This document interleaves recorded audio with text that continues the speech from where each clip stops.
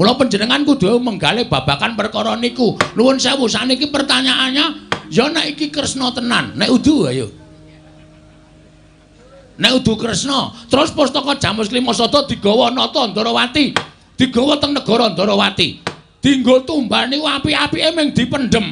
Monggo dipendhem niku ora bakal bali meneh. Monggo pustaka Jamus Klimasada menika panggesanganipun para Pandhawa. Menika panggesanganipun para kawula sak negara Ngamarta. Nek nganti Pandhawa koncatan pustaka Jamus Klimasada, wong sing ora seneng karo para Pandhawa, arep gawe kampitunaning Pandhawa, arep gawe cilakaning Pandhawa, niku bebasan angel mijet wae ngranti suwe banyu sinaring. Monggo pusaka wis kebaca dadekke tumbal. Sampeyan wis ora duwe pusaka Jamus Klimasada, wong sing ora seneng karo Pandhawa, gawe cilakaning Pandhawa gampang. Goleki Kresna sing gawa wis ora ana, merga nuwun sewu niki mung gaweane wong.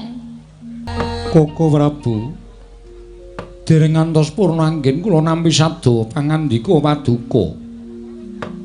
Menika kadidene sowanipun Panakawan Petruk Sumawana Bagong ingkang sowan wonten Praja Ngamarta. Koko Prabu, jagat pasisaning Batara Wayaktur jagat kaleresan Yayi. Nanging dipun menapak-menapakno Petruk menika Panakawan paduka Yayi Prabu. Menika abdi Ngamarta. Mbok menawi Petruk wonten wigatos anggenipun sowan ngabiyantara ngersa paduka Yayi Prabu tumuli timbalana sowanipun Petruk. Koko Prabu kasinggihan mekaten. Mboten kinten babar pisan bilih Petruk sowan wonten negari Ngamarta. Menika sajaipun ngemu wigatos. Koko Prabu, nggih. Petruk sowan wonten negari Ngamarta. Panakawan Petruk. Lha iya, pun Kakang nggih wis weruh. Yen Petruk wae genep tata kramane.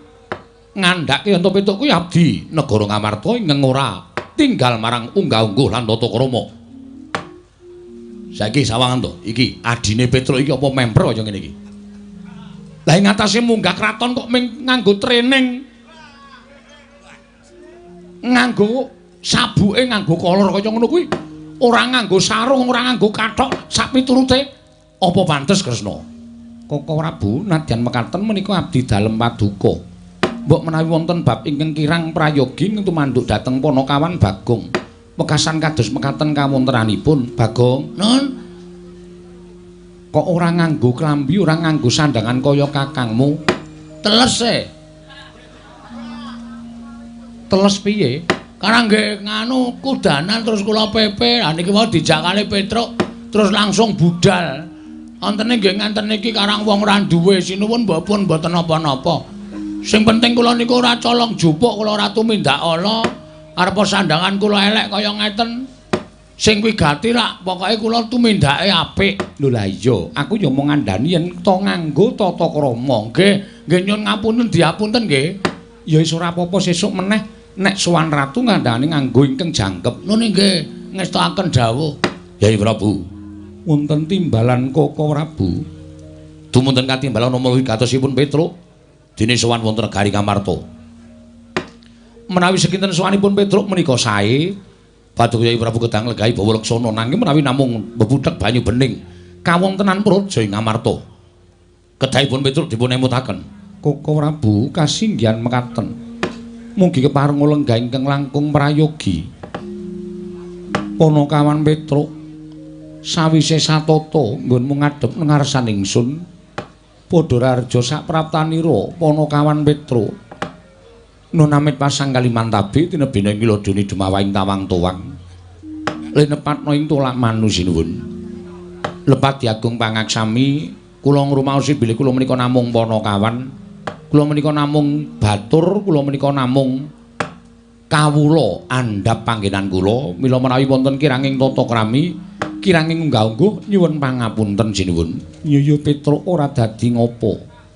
Wilujeng sowan kula bekti kula kunjuk. Panakawan ndak tampa, pangestuku tampanana. Kula pundi nggo jimat paripe dayana ing kasantosan. Paring pangestu paduka Gusti kula ingkang sinuwun amawahana kabagyaning gesang kula. Iya Panakawan Petruk prayogakna. Lho niki sanget anggen kawula ndadosaken jimat. Panakawan Bagong padha rarja sak praptamu. Pangestunipun sinuwun Prabu Darma Kusuma. Wilujeng bekti kula kunjuk sinuwun. Iya Bagong ndak tampa. Pangestuku tampanana Panakawan Bagong. Kula pundi nggo jimat paripe dayanana ing kasantosan paring pangestu paduka amawa ana kabagyaning gesang kula. Iya Bagong Prayogakna. Nun inggih sampun boten kirang prayogi pisuwan kula. Petruk kantong bolong Padhararja sapraptamu. Sinuwun Darawati wilujeng bekti kula kunjuk. Pangestuku tampanana Petruk. Nun inggih kula pundi nggo jimat paripe Panakawan Bagong Padhararja. Sinuwun Darawati wilujeng bekti kula kunjuk nggih Den. Iya Bagong. Pangestuku tampanana Panakawan. Kula pundi nggo jimat paripe dayanana ing kasantosan Panakawan Petruk Padhararja sapraptamu. Pangestunipun Ndara Baladewa wilujeng bekti kula kunjuk. Yo tak tampa pangestuku tampanana. Bagong Padhararja sapraptamu. Pangestunipun Ndara Baladewa wilujeng bekti kula kunjuk. Yo prayogakna. Nun inggih sampun boten kirang prayogi. Petruk, dalem Den, slamet tekamu. Wilujeng bekti kula kunjuk. Yo pangestuku tampanana. Nun inggih Bagong, dalem Den, slamet tekamu. Pangestunipun wilujeng prayogakna. Nun inggih sampun boten kirang prayogi Ndara. Panakawan Petruk Bagong Padhararja. Ndara Janaka wilujeng bekti kula kunjuk. Ndara Janaka wilujeng bekti kula kunjuk. Iya Panakawan Prayogakna. Panakawan Petruk lan Bagong Padhararja. Ndara kembar wilujeng Den bekti kula kunjuk. Ndara kembar wilujeng Den bekti kula kunjuk. Iya tak tampa Prayogakna Panakawan. Sampun boten kirang prayogi pisuwanipun ngabdipun Petruk. Petruk kantong bolong wonten dawuh sinuwun. Mono gage matura. Sowan moning Praja Ngamarta iki saka karepmu dhewe apa pancen diutus dening bapakmu Semar? Yen pancen diutus dening bapakmu Semar, apa wigatine? Yen pancen saka karepmu dhewe, duwe perlu apa Petruk dene sowan ana ngersaning bendara? Sampun marangaken matur sinuwun. Ya wis ndak keparengake, matur sembah nuwun. Namung sadèrèngipun kula matur kepareng kula ngaturaken tebah Siti Sekul binunteling ngron klapa. Apuren ta mbok bilih wonten lepat kula anggen kula munjuk atur sa paduka Sang Nata. Menawi wonten cewek ing ngatur diagung pangaksami jer kula menika namung Panakawan, kula menika namung batur. Kula menika namung kawula. Mila menawi wonten duna dungkap kiranging tata krami Subasita langunggah-ungguh kula nyuwun pangaksami. Ora dadi ngopo Panakawan. Mara diage matura Petruk, matur sembah nuwun. Estunipun ngaten sinuwun, sowan kula menika mboten saking kajengan kula piyambak, namung kula menika dapur dipun utus dening Bapak Semar. Lan mugi dados ing kawuningan sampun wonten kinten-kinten setunggal candra menika bapak niku kaya wong masuk angin ning waras. Kaya wong waras ning nek kula sawang kok kaya wong lara. Lire kepiye Petruk? Saben dinten niku ming mogok-mogok teng ngajeng griya. Mboten mubah, mboten musik. Monggo pendak ditakoni ora tau wangsulan. Dedaharan sing diaturake ibu ngersaning bapak ora tau didhahar, unjukan ora tau diunjuk. Bapak niku nek kula sawang kaya nelongso atine. Mula suwe-suwe kula kalih Gareng kalih Bagong tumuli sowan ngersaning bapak. Nanjeke apa ta wigatine? Kula matur ngersanipun bapak, "Pak, eneng apa?" Nek bapak kuwi duwe pepinginan, nek bapak kuwi duwe kekarepan, saiki bapak paringa pangandikan karo anak-anak. Merga sing jeneng wong urip ning alam padang ki cakra manggilingan. Biyen aku karo Gareng karo Bagong tok gula wentah. Ning bareng saiki anak wis padha mentas, anak kuwi duwe kewajiban mituruti kekarepaning wong tuwa. Ngoten niku. Barang kula matur kaya ngoten niku bapak terus alon-alon niku gelem paring pangandikan. Iya Petruk, nggih. Krekel-krekel alon-alon terus paring pangandikan kali kula kali Bagong. Ngene le. Jane aku meneng wae iki ora kok perkara aku mikir kahananku dhewe ora. Luwih-luwih aku mikir kulawargaku, mikir-mikir anak-anakku ora. Wong anak-anakku ya wis mentas kabeh. Ning kowe ngerti, nuwun sewu lho kula menika ngoko merga kula nirokke suwantene bapak. Iya Petruk ora dadi ngopo. Ning kowe ngerti Semar urip ana ing alam padang kuwi merga aku gelem didapuk dadi menungsa. Nek aku biyen gelem dadi dewa, mestine uripku ora kaya ngene iki. Ning gandeng aku ki gandrung karo katentreman, gandrung karo kerukunan. Mula tinimbane aku dadi dewa ning Suralaya, luwung aku dadi titah minangka pamomong duwe kewajiban momong para satriya ing ngateteken ati suci pepayung budi rahayu. Iya Panakawan. Aku momong mbahne Pandhawa wiwit Prabu Sentanu Begawan Palasara kuwi tak mong kabeh. Ning aku rumangsa seneng momong sing gawe tentrem atiku ning sing gawe kabagyaning uripku nalika aku momong marang para Pandhawa. Sebab Pandhawa ki pepethinganing para titah, pepethinganing para satriya sing ngateteken ati suci pepayung budi rahayu. Nggonku momong para Pandhawa tak ati-ati wiwit kuncung nganti gelung, wiwit jabang nganti craprang supaya besok Pandhawa ki dewasane dadi mustikaning para satriya. Andilalah kok kelakon. Ngamarta sing dilenggahin para Pandhawa kuwi mujudake negara ingkang adil, makmur, warata, tias bagya mulya, gemah ripah loh jinawi, karta tata turaharja. Kawula uripe padha ayem tentrem matsinamatan daya dinayan, tunggal cipta rasa karsa lan karyane. Mula ngamarta jaman semana kondhang negara ingkang panjang kunjung kalukengrat ing bab apa-apane mesti kabeh padha meri marang negara Ngamarta. Iya Panakawan. Ning kok saiki ora kaya ngene ya, Truk. Kula terus matur, "Lah pripun, Pak? Ngamarta iki kok adoh sungsate karo biyen. Biyen kondhang negara kebak katentreman, biyen kondhang negara kebak karukunan. Ning saiki tontonen, kawula Ngamarta sithik mboko sithik padha tetel kapercayane marang hukum, padha tetel kapercayane marang Ratu Gustine, wekasan akeh kawula ingkang padha nggudel bingung numbuk bentus nggugu sakarepe dhewe.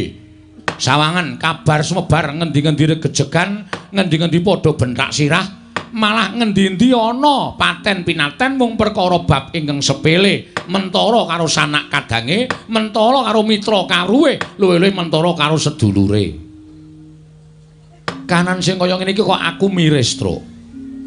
Nek kanan kaya ngene iki tak nengke wae, Ngamarta kuwi ora nganti sak siliring bawang, sak umuring jagung, sak uruping damar, mesti negara Ngamarta bakal rubuh remuk bubuk dadi rempon. Mergane apa? Kawulane wis rumangsa ora tentrem. Lah apa to sebabe kawulane kok rumangsa ora tentrem? Merga ana jarak ing antaraning kawula lan Ratu Gustine. Ratu Gustine ora gelem nyaket kanang para kawula. Kawulane ora percaya karo Ratu Gustine. Lah menika papan-papan panembah ora padha diparani, papan-papan pasinaon ora padha diparani, sing diparani papan-papan maksiat. Mula Ngamarta saiki lagi tak arani anjlok morale para kawula. Merga wis ora ngerti rasa kamanungsan, wekasan akeh regejegan, akeh sing padha nggunakake hukum rimba sakarepe dhewe, mongko lali yen to melu sawijining negara ingkang duwe pernatan hukum ingkang wajib diugemi. Iya Petruk, nggih. Lah, kanan sing kaya ngene iki arep tak dandani, Truk. Bapak ngendika ngoten. Bapak ajeng dandan-dandan pripun? Merga nek iki nganti rusak tenan negara Ngamarta, sing disalahke sepisanan karo Dewa Uduka Pandhawa. Ning Semar. Semar sing momong para Pandhawa kok gagal sarta ora kasembatan mujudake negara ing adil makmur warta tias bagya mulya. Mula sing ditutuh aku ora sembodo dadi pamomong, ora sembodo dadi pengayom. Mula nek nganti Ngamarta iki tak nengke wae, aku sing kesalahan. Lah, aku meneng wae iki aku duwe gagasan kepengin bangun kayangan. Lah kula mak tratap. Semar kok bangun kayangan niku, Semar niku nuwun sewu wong sekeng, wong ora duwe, wong melarat. Kok arep bangun kayangan niku terus kula tuwuh tandha pitaken. Saderenge kula matur kathah-kathah kersanipun Bapak, Bapak wis ngendika, kowe aja kaget. Kowe aja kaget. Aku nganggo tembung bangun kayangan iki ora bangun papan sing magrong-magrong, papan sing apik, papan sing becik, saka emas mutiara jamrut hergeni kuwi ora. Ning aku pengen bangun negara Ngamarta kuwi uripe kawulane embane kaya ning kayangan. Kayangan iki kebak matsinamatan, kebak karukunan, kebak katentreman, ora ana rasa daya-dinaya, ora ana rasa meri siji lan sijine, anane mung padha tetunggalan manunggal, sayuk rukun yen abot padha dipikul, yen enteng padha dicangking niku kayangan. Lah mulane aku pengen mujudake Ngamarta ki embane kawula uripe kaya ning kayangan. Kula matur, wah niku bab sing boten gampang lho, Pak. Gampang. waton Pandhawa gelem rawuh ning Karang Kadempel sinambimu di Pustaka Jamus Klimasada aku iso mujudake kayangan sing mapan ana negara Ngamarta. Lah sebabe napa kok Pandhawa kudu rawuh teng Karang Kadempel? Merga Pandhawa artak kanthi dadi siji karo para kawula. Pandhawa artak kanthi nyawiji karo para kawula. Merga kawula kuwi ora perlu dinahi dhuwit, ora perlu dinahi brana picis, ning dicedhaki rasane, dicaketi karo pengarepe. Dicaketi atine. Kawula nek dicedhaki artine dening para pengarepe niku mboten sah diwenehi napa-napa, panjenengane mesti bakal sengkut gumregut mbangun negara. Merga wis rumangsa digatheki karo Ratu Gustine. Mila sowan kula ngersanipun Sunan Prabu Darmakusuma menika ingkang sepisan ngaturaken sembah bekti ingkang ngangka kalih nglulusaken gegayohanipun Bapak. Iki menika mboyong para Pandhawa rawuh wonten ing Karang Kadempel sinambi mundi Pustaka Jamus Myang Jimat Klimasada mujudaken negari ingkang adil makmur warata tias bagya mulya. Cekap semanten atur kula. Wassalamualaikum warahmatullahi wabarakatuh. Iya Petruk nggih. Wis rampung, Gong. Wis kari ngenteni jawabane piye? Ha iya. Menawi nganti Sinuwun Darmakusuma kersa rawuh ning Karang Kadempel awak dhewe ngaturake panuwun. Nek ora takoni alasane apa. Merga ya awake dhewe mbantu karo para Pandhawa iki ibarate sikil dienggo sirah, sirah dienggo sikil. Nek nganti mung diaturi rawuh ning Karang Kadempel kok semaya gedhe-gedhene ora kersa kuwi. Wis nek ngono Pandhawa kuwi pancen ora ngerti karo bales budi. Ora ngerti karo kabeciane awake dhewe sing wis dilakoni. Petro dalem. Aku tak taren karo kadang-kadangku dhisik ya Petro. Oh monggo, mboten napa-napa, mboten masalah. Langkung prayogi taren. Merga menika mujudaken satuwiling pirembagan supados sak mangke saged kasembatan panjenenganipun Bapak Semar. Menawi panjenengan sarujuk Ndara Werkudara ora cocok, menika ya ora bakal mlaku. Panjenengan kali Ndara Werkudara pun mathuk pun gathuk, Ndara Janaka ora mathuk niku ya ora mlaku. Mula 5 cacah menika kedah manunggal dados tunggal. Kedah saged tetunggalan rawuh wonten ing Karang Kadempel sinambi mundi Pustaka Jamus Myang Jimat Klimasada. Werkudara, nggih. Miturut penemumu piye Dimas ature Petruk? Apa gegayohaning Kakang Semar iki mau miturut Dimas Jodipati kepiye? Rasah kokian gunem sing tanpa guna. Ayo mangkat. Semar gedhe lelabuhane tumrap negara Ngamarta. Turaba ingkang bakal katindakake dening Semar kuwi gegayohan sing apik, sing luhur. Ngangkat marang praja Ngamarta. Mbarep kakangku, ayo budal dina iki. Iya Dimas. Ngaturake panuwun ingkang tanpa pepindhan. Arjuna penemune si Adi kepiye? Petro, dalem Den. Yen pancen bapakmu mbutuhke Prabeya, aja metu saka bapakmu. Madukara usungana bandane ora bakal aku wegah. Waton bapakmu kasembadan bangun kayangan woning praja Ngamarta. Petro, matur sembah nuwun. Ndara kembar pripun? Petro, aku ya sarujuk. Petro, yen isih kurang Prabeya, yen perlu kasatriyanku digadhekke dhisik ora apa-apa. Sing wigati mengko bapakmu kelakon penjangkane. Wah, matur sembah nuwun tanpa pepindhan. Ndara Werkudara sarujuk, Ndara Janaka mathuk, Ndara kembar wis cocok. Monggo sinuwun. Samangke kula aturi paring dawuh. Kepareng paduka tedhak dhateng Karang Kadempel benjang menapa menawi saking pamayogi kula inggih dinten menika ugi kula dherekaken rawuh wonten ing Karang Kadempel sinambi mundi Pustaka Jamus Myang Jimat Klimasada. Kusik Petruk sabar sawetara. Iye, sebabipun ewuh kaya rasaku, bingung rasaku Petruk. Inggih, sebabe napa? Krana sowanmu kuwi kalah dhisik karo Koko Prabu Ndarawati. Lho, Sinuwun Ndarawati. Iya. Sinuwun Ndarawati rawuh mriki menapa wonten wigatos? Ana Petruk. Wigatosipun? Wigatine tanala kejaba nyuwun ngampil Pustaka Jamus Klimasada. Nyuwun ngampil Pustaka Jamus Klimasada? Iya. Dipun dadosaken menapa? Ngerti yen to negara Ndarawati ketaman pegebluk bisane waluya. Yen to tinumbalan Pustaka Jamus Klimasada, mongko rawuh luwih dhisik tinimbang sowanmu. Kepiye meneh Petruk ingkang dhisik kudu tak dhisikake, ingkang keri ya kudu ngalah kelawan ingkang dhisik. Mula kang sangka kuwi yen to bapakmu kepengin rawuhing para Pandhawa kudu ngenteni pustaka Jamus Klimasada kinarya usada negara Ndarawati dhisik samengko tumuli tak boyong marang Karang Kadempel Petro. Wo. Gong, Rasida le. Rasida ngapa? Ndara Werkudara wis cocok, Ndara Janaka wis mathuk, Ndara Nekla Stimbar wis oke, Ndara Puntadewa wis nyetujoni ning ana pepalang. Apa pepalange? Sinuwun Ndarawati. Sinuwun Ndarawati ngapa? Rawuh mrene rak. Sinuwun Ndarawati iki minangka kadang werdane para Pandhawa. Gosek. Sinuwun Ndarawati iki ya duwe karep, duwe sedya. Sedyane nyuwun ngambil pustaka Jamus Klimasada. Arga ngapae? Ndarawati ketaman pegebluk bisane waluya nirmala temah jati yen to tinumbalan pustaka Jamus miang jimat Klimasada. Piye? Monggo awake dhewe le sowan kalah dhisik karo Sinuwun Ndarawati. Mula Sinuwun Puntadewa kudu nglungguhi Bawa-Leksana. Sing dhisik didhisikake, sing keri ya kudu keri. Mula awake dhewe saiki ora iso piye-piye anane ming nimpa bali matur karo bapak. Sik, aja kesusu. Aja kesusu piye? Kene aku sak sik matur, gentenan. Gentenan. Wis ta mundur. Oh iya, iya. Ning ora gawe masalah lho, Kong. Ora iki mung genahke kok. Nek ora tak genahke ndak rampung-rampung. Ya. Oh iki goblok kok terus ora. Mundur ana? Ya, mundur. Ning aku wis weling karo kowe aja gawe masalah. Ora, aku mung arep takon karo Sinuwun Prabu Darmakusuma. Ya. Masalahe apa kok Sinuwun Kresna kuwi pengen nyilun ngambil pustaka Jamus Klimasada? Ya. Sing tata krama lho. Siap. Ya. Nuwun sewu Sinuwun. Iya, Bagong eneng apa? Ajeng nyuwun prisa. Arep takon apa? Sinuwun Ndarawati nyuwun ngambil pustaka Jamus Klimasada kangge menapa?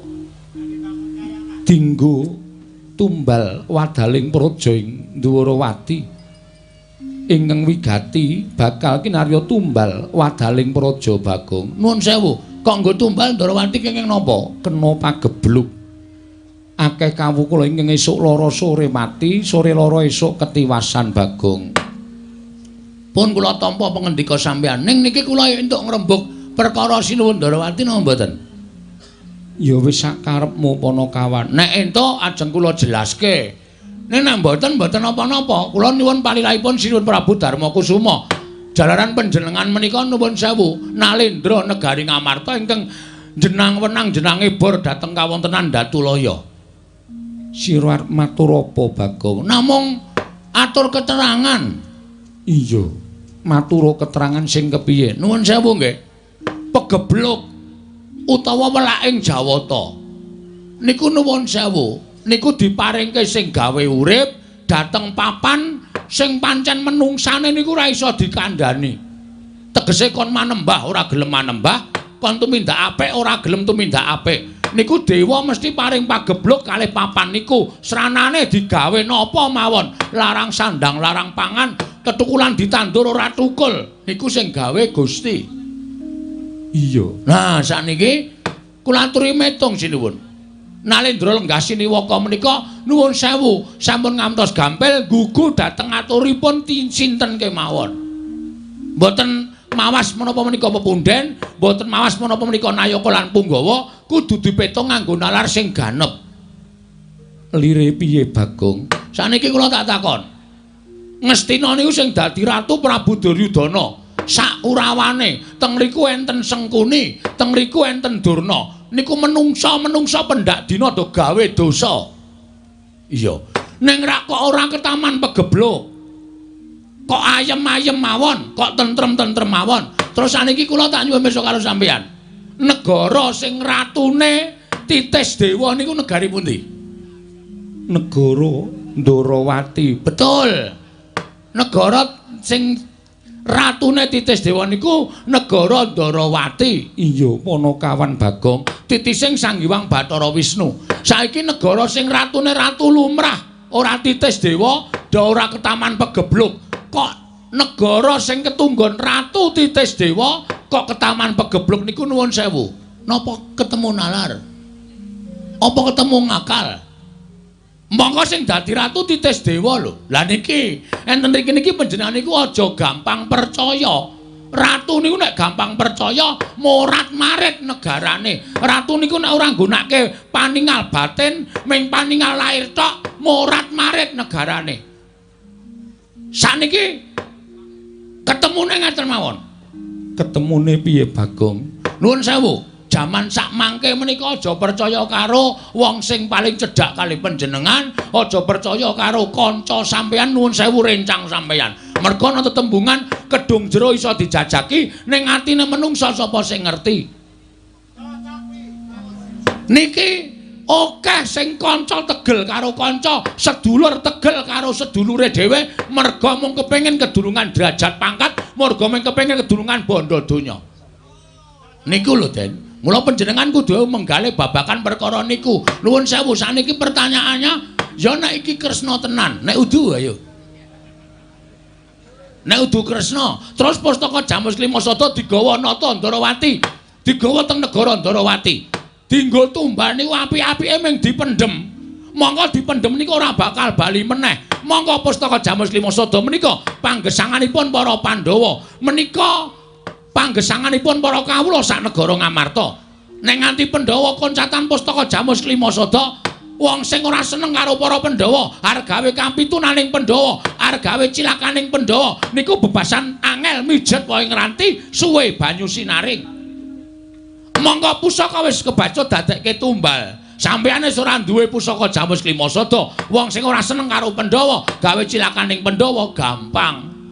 Goleki Kresna sing gawa wis ora ana, merga nuwun sewu niki mung gaweane wong. Napa sampeyan mboten percaya, mboten cilaka?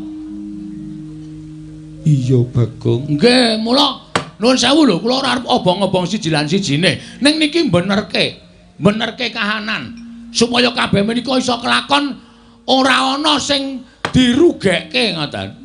Ning nek Semar niku karepe Pandhawa rawuh 5 cacahe teng Karangkadembel. Ora ndek niat napa-napa. Pandhawa ora pisah karo pustaka Jamus Klimasada. Lah tegese Semar niku pancen ngerti nek pustaka Jamus Klimasada niku ora bakal pisah karo para Pandhawa. Ning nek pusaka mangparingke Sinuwun Ndarawati menggo tumbal wis ta, yakin ora mulih pusaka. Niku yakin kula mboten ajeng aja-aja ora bakal bali teng tanganing para Pandhawa. Pandhawa kelangan pustaka Jamus Klimasada. Nah, wong sing ora seneng karo para Pandhawa, gawe cilakaning Pandhawa, angel mijet wae ngranti suwe banyu sinaring. Saniki ngeten Sinuwun. Niku terserah sampeyan. Ajeng mangparingke Sinuwun Ndarawati napa kula kalih Petruk niku monggo. Ning kula suwun kula cek nyekeli aturipun Bagong. Kula aturi gatosaken aturipun Bagong. Mang petang-petang teng penggalih panjenengan. Bener sapa? Ngoten. Apik mangparingke Sinuwun Ndarawati napa apik mangparingke Bagong? Niku teng lambe ati sampeyan. Nek apik mangparingke Kresna nggih mangparingke Kresna, nek apik mangparingke Bagong nggih mangparingke Bagong. Ning nggih niku nek diparingke Kresna menggo tumbal, nek diparingke Bagong ora pisah karo para Pandhawa prapteng Karangkadembel. Ngoten mawon. Ngantos atus lho. Saniki akeh wong nyewake sandangan wayang wong. Nek nganti niki panjal maning menungsa sing niate mengar gawe rusak negara Ngamarta terus nyilih nyewa sandangan wayang wong wujude Kresna mengar nggo apus-apus. Wah, sampean cilaka. Yakin niku. Kula mboten gawe-gawe.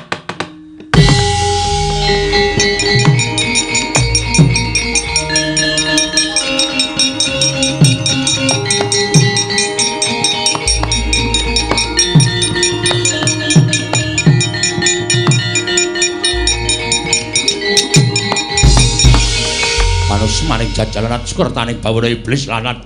Bagong. Ponokawan Bagong. Mudiar kowe. Aku ora iso omong karo kowe to, rasa sok gawe masalah. Ora sok gawe perkara. Lho, kowe ngunek-unekke Sinuwun Ndarawati kakangne nesu. Terus? Kowe kakangne sapa? Kakangne Bagong. Kakangne nesu kok kakangku ora nesu. Anggo ngopo aku nesu ngewangi karo kowe? Dewangi terus. Ponokan Bagong. Wonten dawuh. Aku tak takon karo kowe gage wangsul ngopi takonku kanthi pertitis. Derajatmu ya apa? Derajatmu ya apa? Batur, kok ngene kok ratu. Nggih batur ya Ponokawan. Apa ana kawan ki papane ngendi? Teng isor. Kula menika namung kere. Kula menika namung Gedibal 17. Ing atase derajatmu ki wing batur kok dlangap-dlangap ucap mundur wili kaya grojokan. Kowe wani nyes Maranata Ndwarawati kuwi adikku lanang. Terus. Wah aku diwangi, Tru. Aku suwe-suwe tratapane. Terus wae wangsulan ora apa-apa. Nuwun sewu, kula niku mboten ajeng wantun, kula niku mung nglereske. Kula niku mung benerke, ning cocok mboten. Nek pustaka Jamus Lima Sada niku ajeng dibeta teng Ndwarawati nggo tumbal niku mung dipendhem. Nggih ta? Monggo nek dipendhem niku ora bali. Kula ngemutke sinuwun Prabu Darmakusuma aja nganti gampang maringake pustaka Jamus Lima Sada. Napa kula ngenten iki salah? Salah. Salah kula nggih napa? Kowe salah ora nyawang karo derajatmu. Nuwun sewu, Mas. Saniki kula tak takon, sampeyan iku titahe sapa? Titahe sing gawe urip. Kula ya titahe sing gawe urip. Kowe karo aku ki padha, Mas. Sing bedake mung derajat karo pangkat. Mboten, nek di mata Tuhan kita itu sama. Sama-sama manusia. Aja sok tumindak kaya ngono kuwi, aja sok ngelokke kowe kere, kowe Gedibal, kowe ki mung welek nyolok mripat. Dosa, Mas. Tandane dosa sampeyan aja gagas kaya ngene iki, aja ngunekke kawula sing elek kaya ngene iki, aja ngunekke kawula sing ringkih kaya ngene iki. Sampeyan iso dadi ratu niku mergo tak coblos rai sampeyan. Gong, kowe le omong malah dadi masalah iki. Cerewet kowe mena. Untal dasmu sisan. Kon ngewangi ora gelem malah meden-medeni wis kowe cengok. Alah denane bacut wani ya bacut nyemplung kali. Wis terus ya mung kari ndodok. Lho. Kok mung kari ndodok piye ora? Jamane ngunanae karo Bagong kleru. Napa kula kluput? Kula ngemutke ratu Gusti kula. Napa kula kleru? Kula ngemutke ratu Gusti kula. Prabu Puntadewa niku ratu Gusti kula. Nek ratu Gusti kula enten napa-napa nganti cilik lara gedhe mboten wonten terus sing mbayari kula ben sasi sapa? Kula wajib ngemutke ratu Gusti kula sing kleru. Apa kaya ngene iki dianggep salah? Salah perkara derajat pangkat, derajate nggo endi, pangkate nggo endi? Kula takon karo sampean. Sapa-sapa arep digetak, sapa-sapa arep digetak. Dume dadi ratu galak. Tangger iki wis saiki ayo. Muni ya. Ombo-ombonan cangkem. Ombo cangkemku kasih. Sero suaraku. Lho ora lho iki tenanan. Sing tau nek kowe meneng wae kok kakangne nesu-nesu iki ngopo? Mergo aku tresna karo adikku lanang. Terus? Kowe tresna ora karo aku? Nek kowe tresna kowe muni ngono iki, Tru. Men aku marem, Tru. Emoh, oh setan iki. Ora gelem muni ngono to? Ora. Kowe wani ngasmane Kyai Prabu Ndrawati padha karo wani karo Natamandura Prabu Baladewa. Kowe wani ngelani jajane Kyai Prabu Ndrawati padha karo kowe wani karo Natamandura Prabu Baladewa. Kowe ngilo karo kahananmu. Ing ngatasi Semar arep bangun kayangan iki Semar iki derajate apa jiwa aku tak takon. Semar iki derajate apa? Aku tak takon kok wani bangun kayangan. Kowe ora gagas to, kowe iki ora ngerti sejarah iki, Mas. Lho, kowe ora basa karo aku, tak basanono wong sampean wis ora ngajeni karo aku. Sampeyan karep dadi Nalendra, nek karo para kawula ngajenono. Kowe aja gleleng dadi ratu ae. Kowe aja gaya dume lungguh kursi sing dhuwur. Ning aku nek gelem nglumpukke masyarakat tak jak demo telung kejeping paningal rubuh saka kursimu kowe. Aja sok unek-unekke masyarakat cilik kaya ngene iki tandani. Sampeyan iso gedhangkrang sila tumpang neng kursi iki mergo tak coblos mbaya sembada. Biyen sampeyan ling mbeseli aku pira tok kon dadi tim sukses, ha? Karo tok janjen-janjeni kene iki sesuk tak bangun aspal, tak aspal kene esuk tak cor, kene esuk tak nehi toilet. Kabeh ya ming telek. Nek magang iki kaya janjine kaya dara kekalangane nek wis dadi lali micek mripate. Gong sabar, Gong. Ora sabar ana ngene iki. Ora wedi lho sawa-sawa terus. Ya wis. Aja tak eleke. Ya. Aku ngelih to. Lah ya engko gampang. Kanggo bengok-bengok sedhela wis teng krujuk ya weteng. Ya rasa bengok-bengok ora. Mau mangan ora? Mangan urang. Oh. Glepunge tok ya ora apa-apa. Lajeng napa sampean? Arep pripun kula ajeng takon ngejak apa sampean?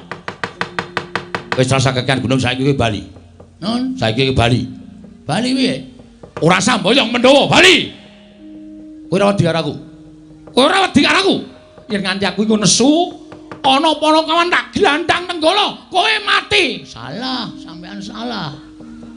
Salah, Mas. Pati uripe Bagong ora ning tangane Baladewa. Apa kowe ponakane sing gawe urip apa piye? Hah? Mulane aku nang ndi-ndi ki ora tau klamben, mergo aku wong ora tau wedi mati. Mati uripe manungsa ki ora gumantung karo kahanan apa wae, ning gumantung karo sing gawe urip. Arepa sampean duwe nenggala, arepa sampean membanggakan bahwa apa Gong?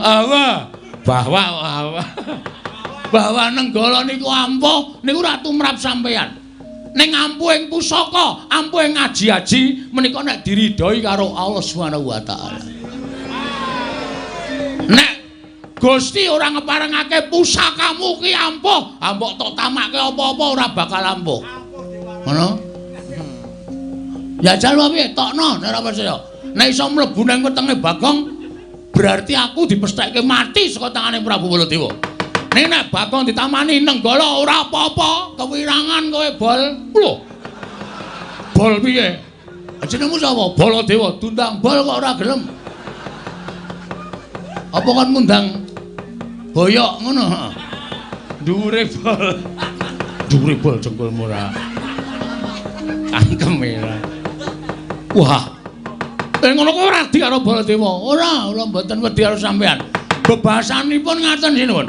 Sak kranjang koplak ngendikaning Prabu Baladewa, kula lebetke kuping kiwa tak tokke kuping tengen. Ning sekelimah ngendikaning Sinul Prabu Duryudana. Lho. Puntadewa Gong. Wah, Puntadewa lali. Bakal kula agem. Badhe kula agem lan badhe kula estakaken dawuhipun. Parap marswaning jajalaran. Yen ngono cetha kowe wani karo Baladewa. Cetha kowe wani karo Baladewa. Wis kowe saiki bali kono karo bapakmu. Bapakmu iki kon eling, bapakmu iki kon mulat karo kahanane. Bapakmu ki wong sekeng, bapakmu ki wong ora duwe. Kok arep bangun kayangan iki gablek apa? Mbok kon ngilo karo cengele. Mbok kon ngilo karo kahanane. Bapakmu ki wong melarat kok bangun kayangan ki ora ndelok karo kahanane bapakmu kuwi.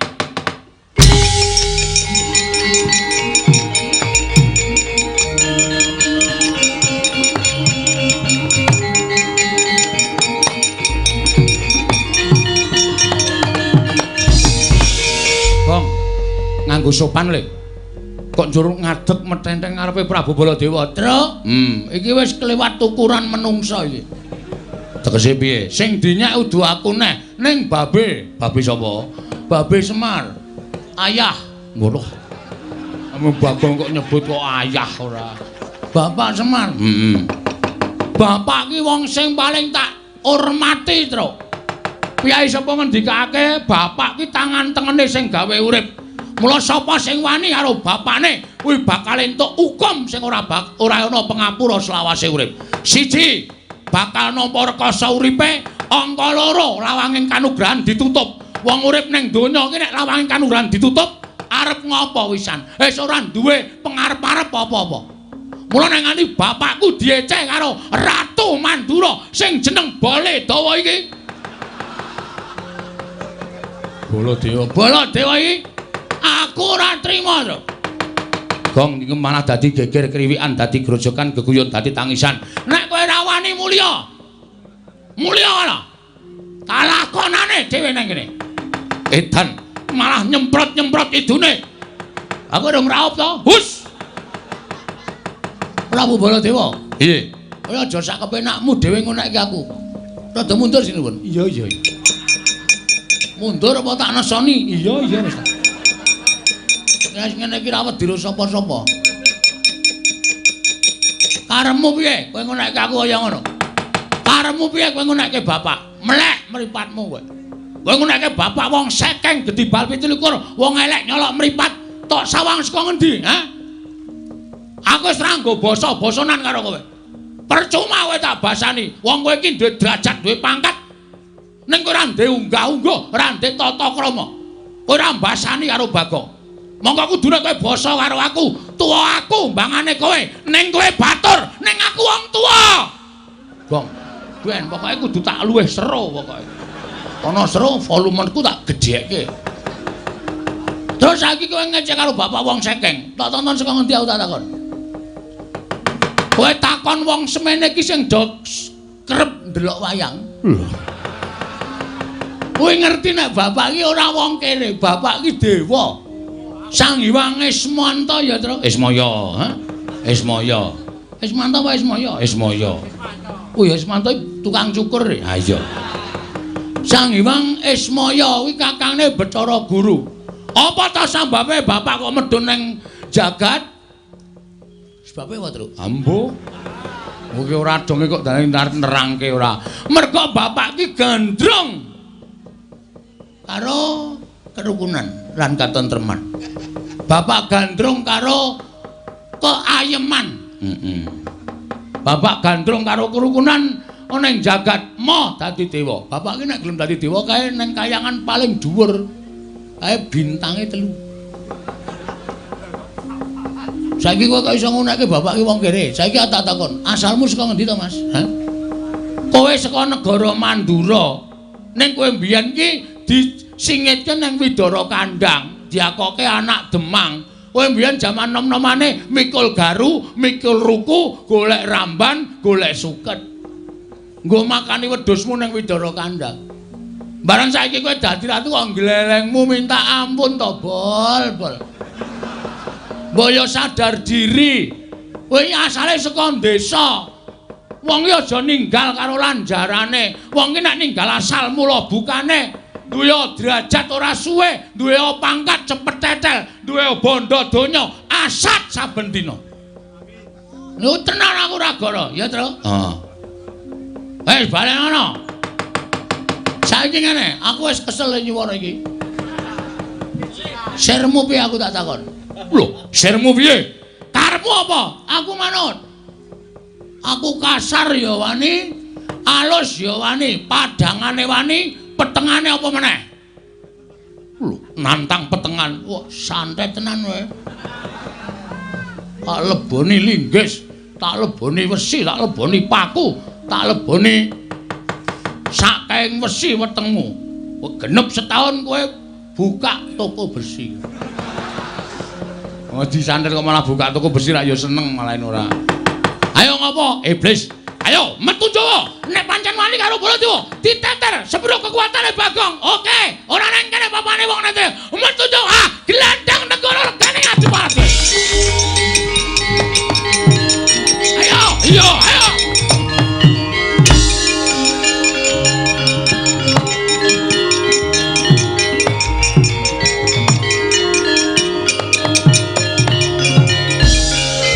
Gong, kok balik meneh?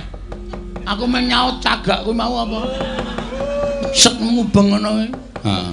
Wah angel ngene kon mikir ya, Tru. Heeh. Ora paham? Heeh. Bagong piye kabul kawusanane? Kula tak metu mawon mungsuh Prabu Baladewa. Lah kok ora sida matur? Wis lak jame mungkin ndak dikira kewengen iki wis 11:30 Tru. Ayo ngoyak Baladewa kok malah nang kono. Yo.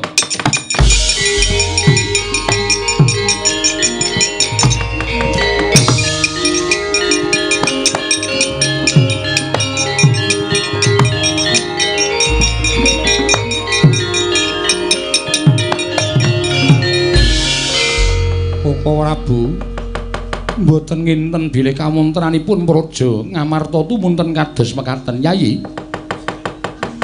Malah kula menika estunipun lingsem dene Koko Prabu Mandura lah kok nglanggati pikajenganipun para Panakawat. Kepareng paduka kados pundi menapa kliranana kula medal Jawi ngemutaken dhateng Koko Prabu Mandura sampun ngantos kalimputing patrap. Inggih Koko Prabu kula sumanggaaken. Namung kula suwun sampun ngantos dadosaken pasulayan. Kula nyuwun pamit Yayi. Koko Prabu sembah kula nderekaken jengkar paduka.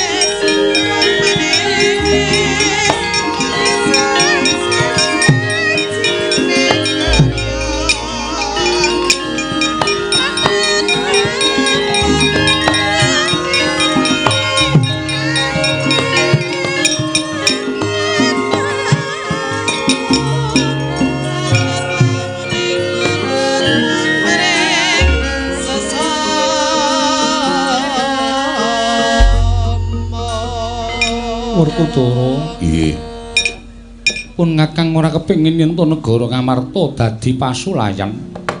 Mula Dimas matur marang pun Kakang, sapa ingkang pantes nampa pustaka Jamus Myang Jimat kelima sada.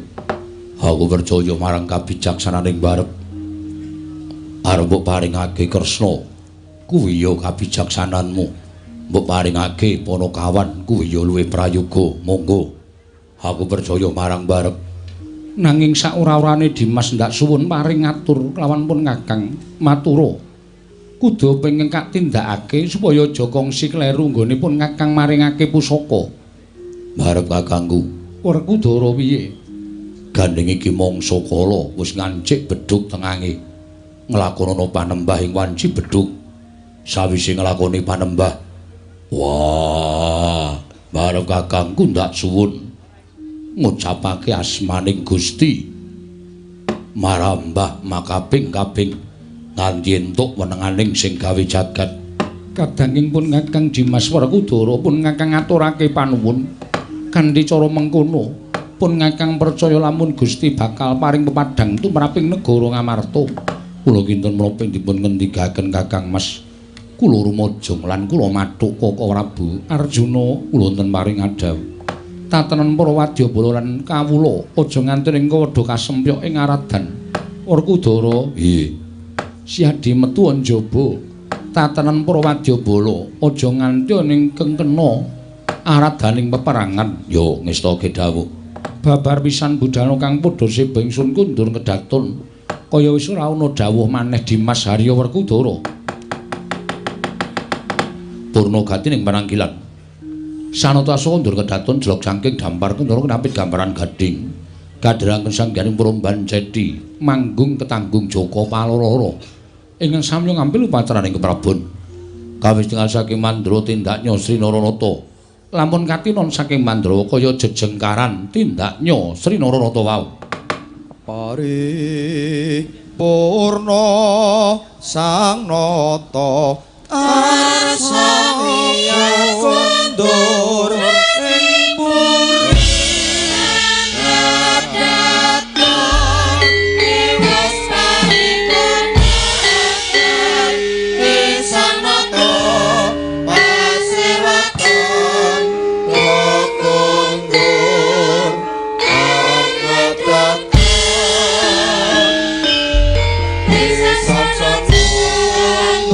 Sang nata ya surat puriki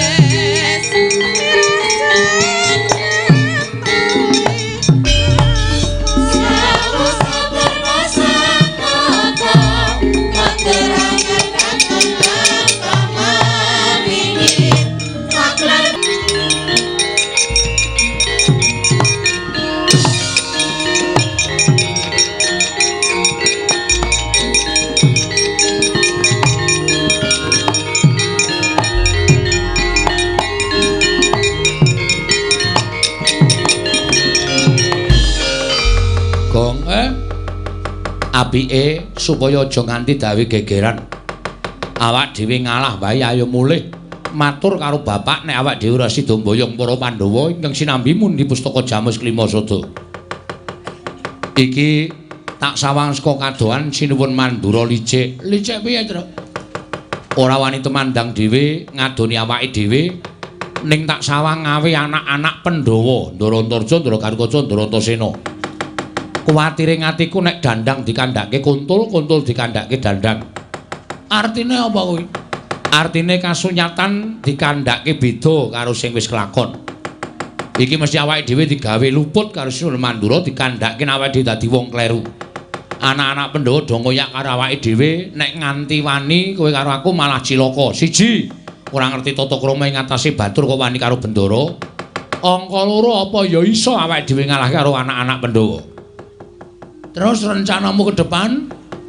Mulih. Mulai piye? Mulih matur bapak nek ade ra iso mboyong para Pandhawa. Terus nek mulai ngono ki rumangsamu wis rampung masalahe apa? Nyatane sing goleki awake dhewe anak-anak Pandhawa, Gong. Malah justru anak-anak Pandhawa kuwi dikandhani. Nek pancen arep ngetokke bektine karo wong tuwa, mbelani karo wong tuwa, mbelani Sinuwun Prabu Mandura ki dikandhake sak nyatane. Anak-anak Pandhawa ki nomploman. Bocah nomi keladuk wani kurang geduga. Nek nganti terus tanpa ngerti sangkan parane ora gelem nampa alasane awake dhewe, kowe karo aku diajar piye? Ayo mulih wae rasa dadak methuke anak-anak Pandhawa manuta karo aku mulih. Sik, mulih ki ya ana hitungane lho, Truk. Ana hitungane piye? Kowe saiki tekan ngarepe bapak. Oh. Terus matur karo bapak, "Pak, aku ora iso mboyong para Pandhawa.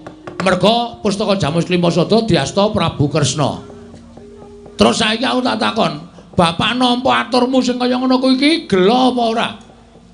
Gelo, mesti gelo. Nah, mongko kowe ngerti to watake bapak? Semar kae ora iso didelok kanthi netra waloka, Truk. Semar kae ora iso ditonton nganggo mripat sing lumrah. Mripat sing lumrah piye? Semar ki nangis durung karuan atine sedih, Semar ki guyu durung karuan atine seneng. Nek tok nganti tok lapori, "Pak, aku ora iso mboyong para Pandhawa." Semar meng mesem ning atine keloro-loro. Petruk anak sing dipengpengke kok ora iso mboyong para Pandhawa. Percuma utusan kowe karo aku tekan negara Ngamarta. Terus gelo atine bapak ki dingu nganti tekan bapak ora ana. Ayo bayangno. Kowe anak sing durhaka kowe. Kowe ora iso mituruti karepe wong tuwa, anak sing durhaka. Nek aku mituruti karepe wong tuwa, maju musuh anak-anak Pandhawa, aku mati. Luwih becik mati mbangane kowe urip ora iso ngabekti karo wong tuwa. Ngono ya, Le. Ana cara aku, Truk, mulih wirang. Ning nang kene bakal tekani pati. Aku trima nang kene. Mergo hitung aku wirang karo mati, nek aku milih mati. Kok iso ngono? Ha iya no. Wirang ki ora bakal ilang selawase urip. Arep wis suwe nggone tumindak ala, raine ki duwe sastra wirang. Saiki wis ora kelingan. Ning nek kelingan dielingke karo sanak kadang sedulur bakal wirang meneh. Wirang ki ora bakal ilang selawase urip. Ning nek mati wis karunane ora ngrasake apa-apa. Ora weruh kahanan, ora weruh lelakon, ora ditagih utang. Tentrem malah uripe. Ngono ya, Le. Nek ngono piye miturut kowe? Maju terus. Pantang mundur. Mungsuhe anak-anak Pandhawa. Justru kuwi bocah wingi sore kok kowe kalarut. Bayi wingi sore ta, Truk? Wah, ora sembodo kalau le menyang mau gong. Pokoke nek ana apa-apa tanggung wong loro. Neng kono mati ya dilakoni, urip ya disandang. Aku ngomong apa kau tak takon? Aku saiki rada sir-siran atiku. Rasa dilangke. Kok rasa dilangke? Dilangke, les sir-siran. Oh. Saiki kowe tak pikir, mulih wirang ning nang kene mati. Mati osisan nek cara aku malah ora masalah. Terus saiki tak takon. Wong mati ki rak mung 3 perkara ta, Truk? Apa wae? Mati utama, mati madya, mati nesna. Mati utama. Matine wong labuh bener. Labuh agama, labuh nusa bangsa, labuh wong tuwa, mongko wong tuane bener ki mati utama. Kowe modar petuk malaikat lebokke swarga. tanpa ditimbang ala becikmu. Merga kowe mati utama. Ngono ya. Mati madya disangkani saka lara. Kuwi swarga apa neraka dipetung dosamu. Nek akeh dosane cemplung neraka, nek akeh apike cemplung swarga. Mati nista, matine wong lalu. Ora ditampa karo sing gawe urip, sukmane ngrambyang manggon ning kayu watu pendak malam Jumat Kliwon dikutuki jaluki pesugihan. Kuwi mati nista. Mulai ayo tandangi lelakon iki. Nek kowe wani ngadepi anak-anak Pandhawa, matimu mati utama. Wenehi kunci swarga karo sing gawe urip. Petra, iki kontrakmu swarga. Mlebu ning kono tampane widodari. Ora seneng atine. Oh ya. Wis maju. Ning aku kok tetep wedi ya, Kok. Nek musuh anak-anak Pandhawa kok aku tetep semelang. Wah, jan wis. Carane membangkitkan semangat kowe iki kepiye ta, Tru? Lah nyatane aku nek musuh anak-anak Pandhawa Ndara Antasena ngantem aku pisan ngudar arep nglawan piye? Ngene wae. Saiki ngene. Ki kok nek ana anak Pandhawa Gatotkaca apa Japa Antasena tekan kene, takoni karepe apa? Ya. Menek kira-kira arep mateni karo kowe, ora kena jak rembugan, kowe rasa melu-melu sing nandangi aku. Iki ora mung ngomong kosong lho iki. Soale kowe iki kulino ngapusi. Kowe kok ngerti? Aku senengane ngono kuwi kok ora inting ora omong kosong. Ora, yakin. Aku serius iki, Tru. Ya. Terus kene ndi? Aku nang mburimu. Aku wis nganggo kathok pencak silat ngene iki aja kuwatir. Ya. Kowe nang mburiku kene. Kowe nek kira-kira Antasena apa Gatotkaca aja tekan kene, arep mateni kowe langsung jawel aku tak sikate, Tru. Wah, ya. Wah, iki aku seneng niki. Dadi kowe iki cangkemmu ombo iki ora mung kokean omong ya nyambut gawe. Ya kokean madang bareng. Iya. Ning ora apa-apa, ora masalah. Mburi kene kok tak tunggune. Aku siap-siap kowe nek ketemu sapa wae takonono arep mateni kowe, arep mateni aku jawilen tak ajahe terus. Ya, tenan ya, Kong. Tenan aja kuwatir. Ya, wah seneng aku.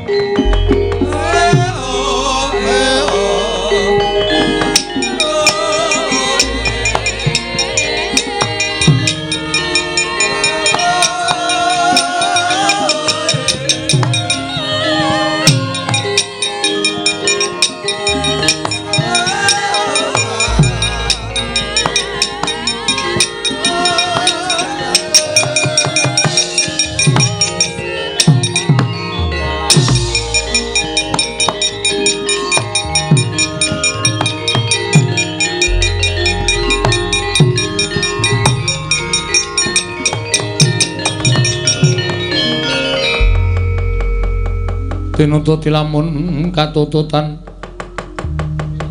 lamun mangsa prawira digdaya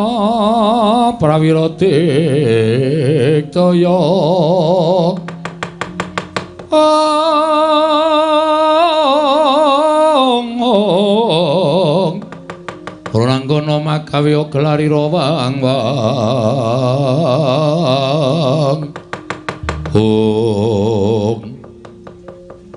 Toto Gong tak takonane ngono nek kira-kira arep mateni awake dhewe kowe tak jawil. Siap, rasa kuwatir aku tak mikir jurus. Oh iya. Ndara Antasena. Iya, Tru. Rawuh mriki kok sajake nawung duka enten apa, Den? Panjen kepara nyata. Kowe tak takoni ngaku ya, Tru. Nggih, kula mboten ajeng goro kalih pepunden. Jer nyatanipun sampeyan niku bendara kula mboten ajeng goro. Tru kowe tak takoni, nggih. Kowe wani karo Siwa Mandura ya? Oh nggih. Lah pripun to? Yen kowe wani tenan karo Siwa Mandura, aku dikongkon karo Siwa Baladewa kon goleki karo kowe, kon bondo tanganmu ton ngrincung sikilmu. Nek kowe ora gelem, nek kowe bangga aja kelakon dosa, aku yang bakal mula sara karo kowe. Mula mapano tak bondo tanganmu tak krincung sikilmu dina iki, Petro. Mangkene to? Dirembuk sik perkarane, rasa dadak rembukan perkara. Kowe wani karo Siwa Mandura padha karo kowe memirang marang pasuryaning para pepunden Pandhawa. Memirang karo anak-anak Pandhawa, kowe abdi sing ora ngerti tata krama, abdi sing ora ngerti unggah-ungguh. Kowe mirang-mirangke pepunden Pandhawa mongko manuta tak bondo tanganmu tak krincung sikilmu Petro. Ayo Gong. Ayo. Gong. Sik wetengku lara, Aduh. Wetengku lara banget. Lah terus piye iki? Sik lara tenan iki, lara sak dhuwur-dhuwure barang gitu. Oh apa? Waduh, tekan pulung ati ya truk rasane. Asam lambungku munggah iki. Ya rasa mikir perna-perna. Kanane kaya ngene kon tak mikir perna-perna. Asam lambungku munggah tenan. Jangan omong-omongan sik, Truk. Iya, iya. Mun wis mari tak gebukane. Iya, iya. Siap lho Nino, siap. Mangri enten. Perkara kula ajeng mangcekel monggo ning nuwun sewu. Sing jeneng wong niku adil-adile nek sampeyan niku nampa pelapuraning Ndara Baladewa ning ya sampeyan nampa atur kula tegese loro-lorone disuwuni keterangan. Nek pun keterangan loro-loro niku pun mlebu teng sampeyan, mangsaring sing bener sing pundi, sing luput sing pundi. Perkara Petruk ajeng mangbata bandanen. Petruk ajeng nglebokke pakunjaran, manglebokke pakunjaran mboten napa-napa. Mboten. Ning kula tak matur, apa to sababe kula kok wani karo Sinun Mandura? Niku wonten perkarane. Perkarane apa? Sing wani niku dudu kula. Lho, sapa? Niki, Dower niki. Adik kula niki. Ning sareng kula petung Bagong wani niku merga Bagong mbelani karo bapak. Lho, mbelani karo bapak piye? Kula dikongkon karo Bapak Semar. Yo, dikongkon. Angge dikongkon teng negara Ngamarta, bapak niku ajeng bangun kayangan. Bangun morale para kawula sak negara Ngamarta. Syarate Pandhawa diaturi rawuh teng Karang Kadempel, sinambi mundi pustaka Jamus miyang jimat Klimasada. Ning teng riku wonten Sinu Ndarawati lan Sinun Prabu Mandura. Ngendikake nek kepengin nyuwun ngampil pustaka Jamus Klimasada, kinarya tumbal wadaling negara. Lah niki duwer nerangke negara sing ketunggon Sang Hyang Wisnu kok ketaman pegebluk niku napa? Wonten kelakone. Mongko negara-negara liya niku ora ketaman pegebluk, ning kok negara Ndarawati sing ketunggon dewa kok ketaman pegebluk. Ngoten niku. Terus Sinun Mandura duka. Bagong manuswane jajalan Sukertane bawana kowe menungsa ora tatanan. Batore kok wani wangsulan karo Bendara.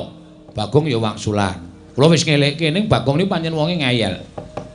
Terus Sinun Mandura ngendika ngenten iki, "Bagong, kowe bali yo. Kandha karo bapakmu. Bapakku wong sekeng, bapakmu ki wong randuwe. Bapakmu ki wong melarat. Ming gedhi balar bangun payangan ki ngilo karo cengele." Nun sewu, bapakne Bagong ki ya bapak kula. Nek bapak kula dunake kaya ngono kuwi kula anake kok ora nesu niku anak sing model piye? Nek ngonekke Petruk ngonekke Bagong ora masalah. Nek tekan bapak kula padha karo kudu mbelani bapak. Saniki kula tak takon, sampeyan tak unekke, "Eh Antasena, kowe anake Werkudara wong dlogak-dlogok ora iso ndodok. Nesu ora?" "Aku nesu, Petruk." "Nah, padha kula ya nesu. Kula niku mergo dianak-anake karo bapak. Lek kula wani karo Prabu Baladewa niku mergo kula bapak kula dicecamah dening Prabu Baladewa. Nek Prabu Baladewa ora nyenggol karo bapak, kangeh kula ajeng wani karo Prabu Baladewa. Mboten ajeng wani. Sing kula waneni niku sipate, mboten kok Baladewane." "Oh, ngono. Nggih." "Wah, nek tak hitung-hitung kok bener kowe imbangane Prabu Baladewa, Truk. Lah kene iso menggalih. Bejo kowe rung tak cekel. Nek tak cekel apa aku ora dosa karo kowe?" "Nah, ngoten niku lho, Kyai Nom niku aja grusak-grusu ning dipetung. Belajar gelar, belajar gulung. Men aja kesluru dalan sing kleru." "Aku njaluk ngapura ya, Truk. Tiba padha-padha mboten apa-apa." "Wis mari, Truk. Lumayan mari iki, Truk. Wis ora lara, ora. Engko lara meneh. Ora. Wong anggere muni ana apa-apa kok lara nek aman kok waras." "Heeh ya, karo watakku ngono kuwi. Piye disikat saiki apa piye?" Gosike. Wis rampung masalahe kok disikat." "Lho, wis teluk kono." "Ora teluk. Mergo tak rembug." "Oh ya wis teruske rembugane." "Ya." "Sikat saiki, Truk." Ora. Iki ming tanganku kumlawe men kena wetengmu kok. Tak ora nek njawil. Ning terus pripun? Ning kowe aja seneng-seneng. Kok kula entuk seneng-seneng sing tekan kene ora ming aku. Sinten? Kakang Garukaca, Kakang Antarja. Nek aku iso dijak rembugan apik-apik, nek Kakang Garukaca, Kakang Antarja ora iso dijak rembugan. Kowe kudu ngati-ati. Waduh. Berarti niki mengke do tekan iki. Iya, goleki kowe bondo karo kowe. Waduh. Piye, Gong? Sik migren ndasku, Truk. Kok tencretku to? Kono kene, ndungklukane tak pacul sirahmu kene. Wong anggere muni ana bahaya kok mumet di sing wetenge lara. Di sing ngambayen. anggere aman kok waras. Aku gumun. Gumun karo awakmu dhewe kuwi kok ora. Heeh. Ha terus kula kene pripun? Ora usah kuwatir. Ning aku njaluk karo kowe ya, Truk. Nggih. Nek kowe dikapak-kapake Kakang Garwaca, kowe aja bales. Kowe manut wae. Atene modar. Truk Garwaca niku otot kawat balung mesi. Uyuhe wedang kopi wis gong wis gong wis. Gong. Ya wis. Nggo neh. Ngoten. Kula nek dipotro sirahe pripun? Ora usah wedi. Nek kowe lara tak tambani, nek mati tak uripke. Nganggo napa? Ki tak peres metu banyune. Banyu sungut iki iso nggo nambani wong lara nguripke wong mati. Kuwi lah ampuh ngono kok. Anu wae kok netel. Ak dhewe sing nggawa malah ora wira-wiri lho. Nek didetel pripun? Sapa sing aku netel? Bagong. Kene kok kepruke sirahe kene. Iki ki ora pasangan e. Oh tak kira variasi e. Variasi dengkulmu wedake mobil variasi ora. Wis ngono ya, Truk. Kowe aja wani.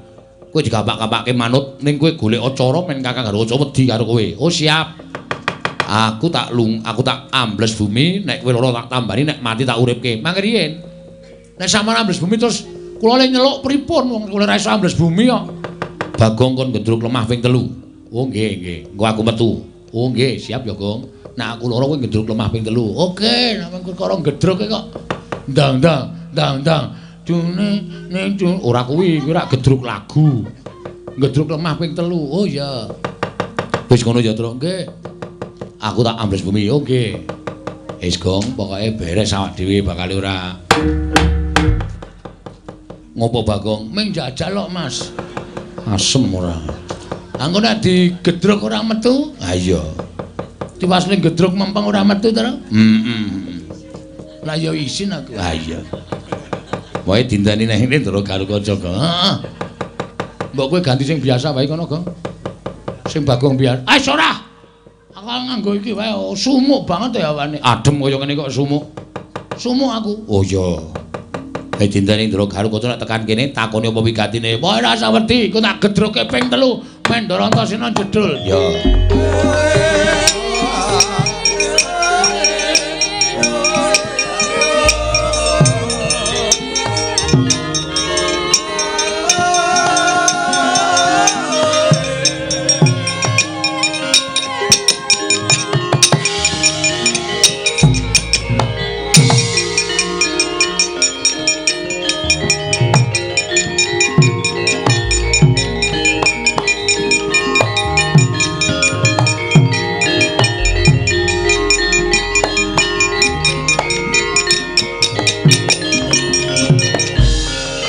Kototian Gatotkaca kinon mapak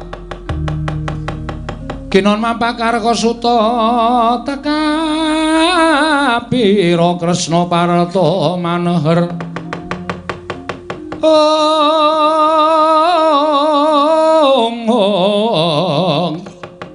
Parta maneher saktine ing ujaran wang-wang semunggar cita ing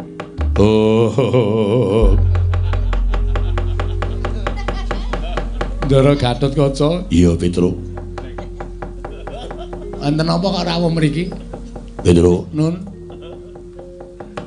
Aku tekan kene pancen goleki karo kowe. Nek pun kepanggih, aku tak takon karo kowe Wangsulana, nggih. Kowe wani karo Sio Mandura ya. Oh, nggih. Leres. Lah pripun to?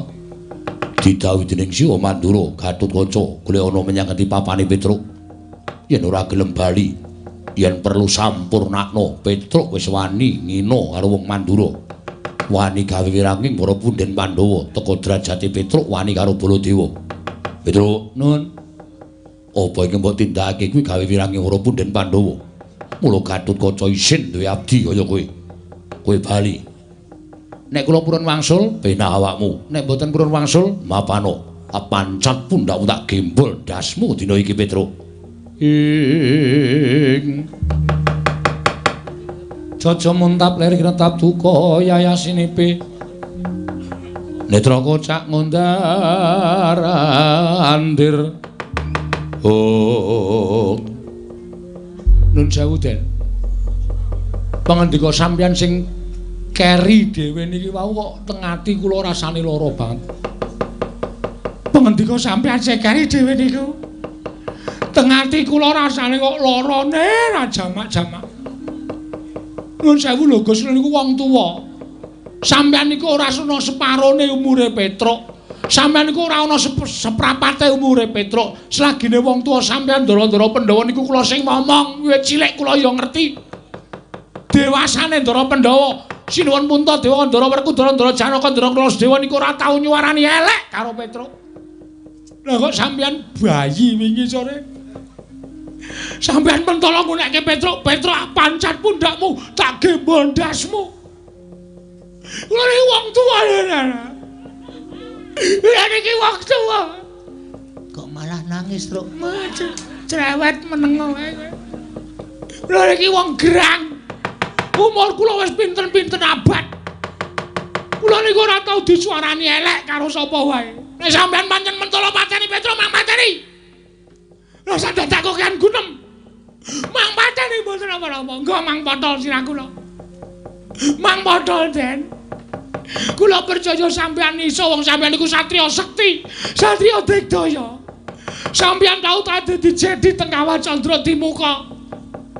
Sing ngetutke sapa? Kula teng pinggir kawah. Nganti sarung kula kobong. Mergo kula ngetutke sampeyan, kula tau njaluk ijol, ora tau. Niki netepi kewajiban kanthi lahir batin. Ning bareng dewasa sampeyan mung dilapori karo Prabu Baladewa. Nek Petruk tumindak kaya ngene ora gelem nampa keterangane Petruk. Kok terus ajeng mentolo mateni karo Petruk. Mboten napa-napa. Mboten napa-napa mang mateni Petruk. Santai wae ta, Truk, santai wae. Rasa ngrekoso ta, Truk. Suarane dinggu sesuk bengi, sesuke bengi, sesuke bengi, sesuke bengi. Lho ati kula nek cara sampean kaya ngeten iki. Nggo mang pateni kula. Mang pateni pun mang potol. Mang potol niki kula drat-dratane tenggen guru niki. Nek sampeyan mateni karo Petruk, nyawane Petruk munggah teng kayangan, teng swarga ketemu karo Prabu Pandu. Sampeyan ngerti Prabu Pandu sapa? Kanjeng Hyang. Nah, kene paham. Prabu Pandu takon karo Petruk, Petruk kok wis mati? Nggih, pun tek batrene. Sapa sing mateni, Truk? Sing mateni putu sampeyan. Lho, putuku sapa?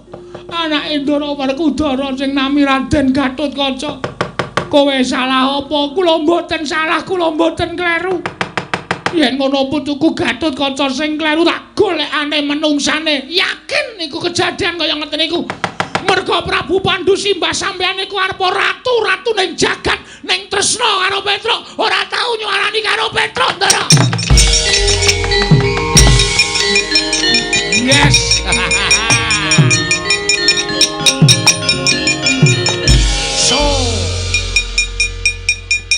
Sukses. Ayo. Ora kowe kok iso nangis ya, Truk? Ayo iso lho ya. Kowe iki biasane ra angel nangis. Anakmu mlebu rumah sakit kowe nanggap dangdut kok. Cengelmu ki ora. Wong anake mlebu rumah sakit kok nanggap dangdut ora. Kok iso nangis? Ayo nggawa brambang tak leletke mata.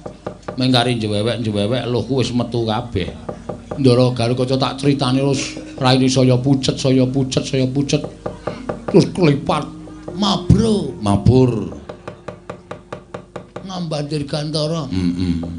Wah pinter kowe gawe sandiwara. Ha iya. Satriya loro kalah karo kabeh. Heeh.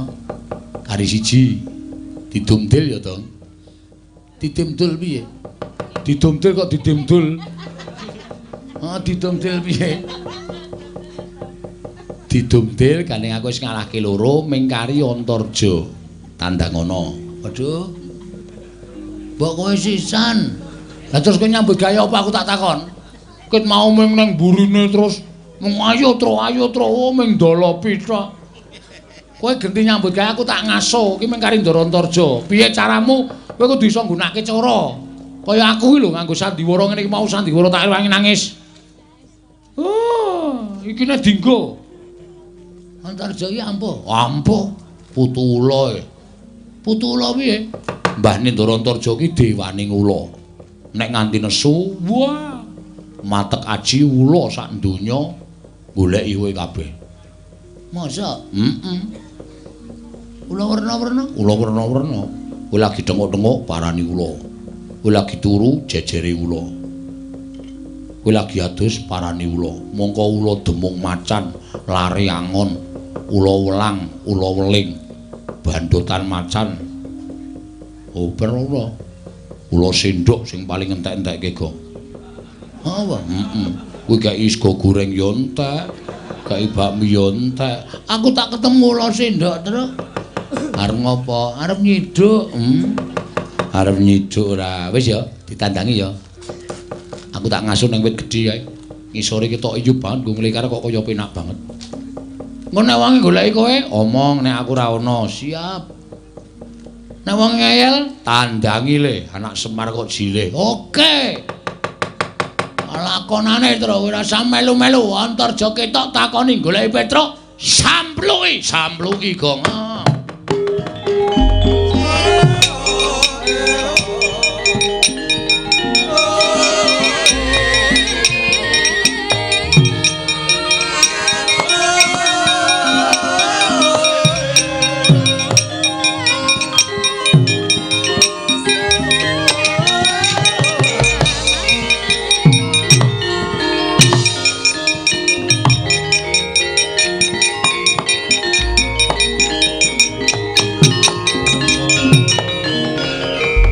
Bapak keperanggul mungguh ngayuda kebapak bawatnya bentar bentar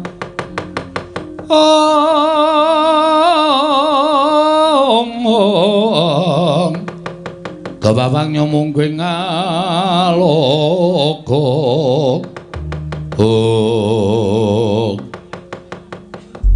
Ndara Antarja. Yo Bagong, aku sing tekan kene. Kowe gatosipun goleki Petruk. Kowe ngerti Petruk apa ora?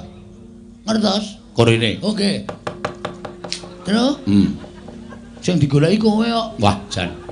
Aku ora iso omong to nek goleki aku ora ana. Pokoke didum nyambut gawe didum wong loro. Wah, aku muni ora ana. Ora ana. Aku ngapusi, ora apa-apa. Aku dosa, tak sanggane. Ya. Petruk ora ana. Kowe mbudheke aku. Kowe guneman ning kono mau karo Petruk, aku krungu tak kandhani. Wah, Truk. Krungu Ora ana wong tak pancal raine ora. Omong nek iki swara radio. Oh iya. Swara radio. Radio ngendi? Kanca tani. Kanca tani kok omong-omongan. Kanca tani iki biasane uyon-uyon. Wah, Truk ngerti Wah, jan aku suwe-suwe mumet lho, Gong. Nganu liyane kanca tani. Oh iya. Radio ngendi? Radione kanca-kanca. Lu tau urung ta kowe? Urung. Lagi anyaran kok. Petruk nendi? Ora ana. Mboten wonten. Sampeyan mriki ajeng napa? Goleki Petruk. Nek pun ketemu, Petruk tak bondo. Nek Petruk ora gelem, tak jiat. Nek Petruk wani, tak pateni. Matane Petruk? Iya. Ngopo dadak suluk barang? Ya men seniman padake. Katriku mulung mangrempaking wadya. Magiri runanggono.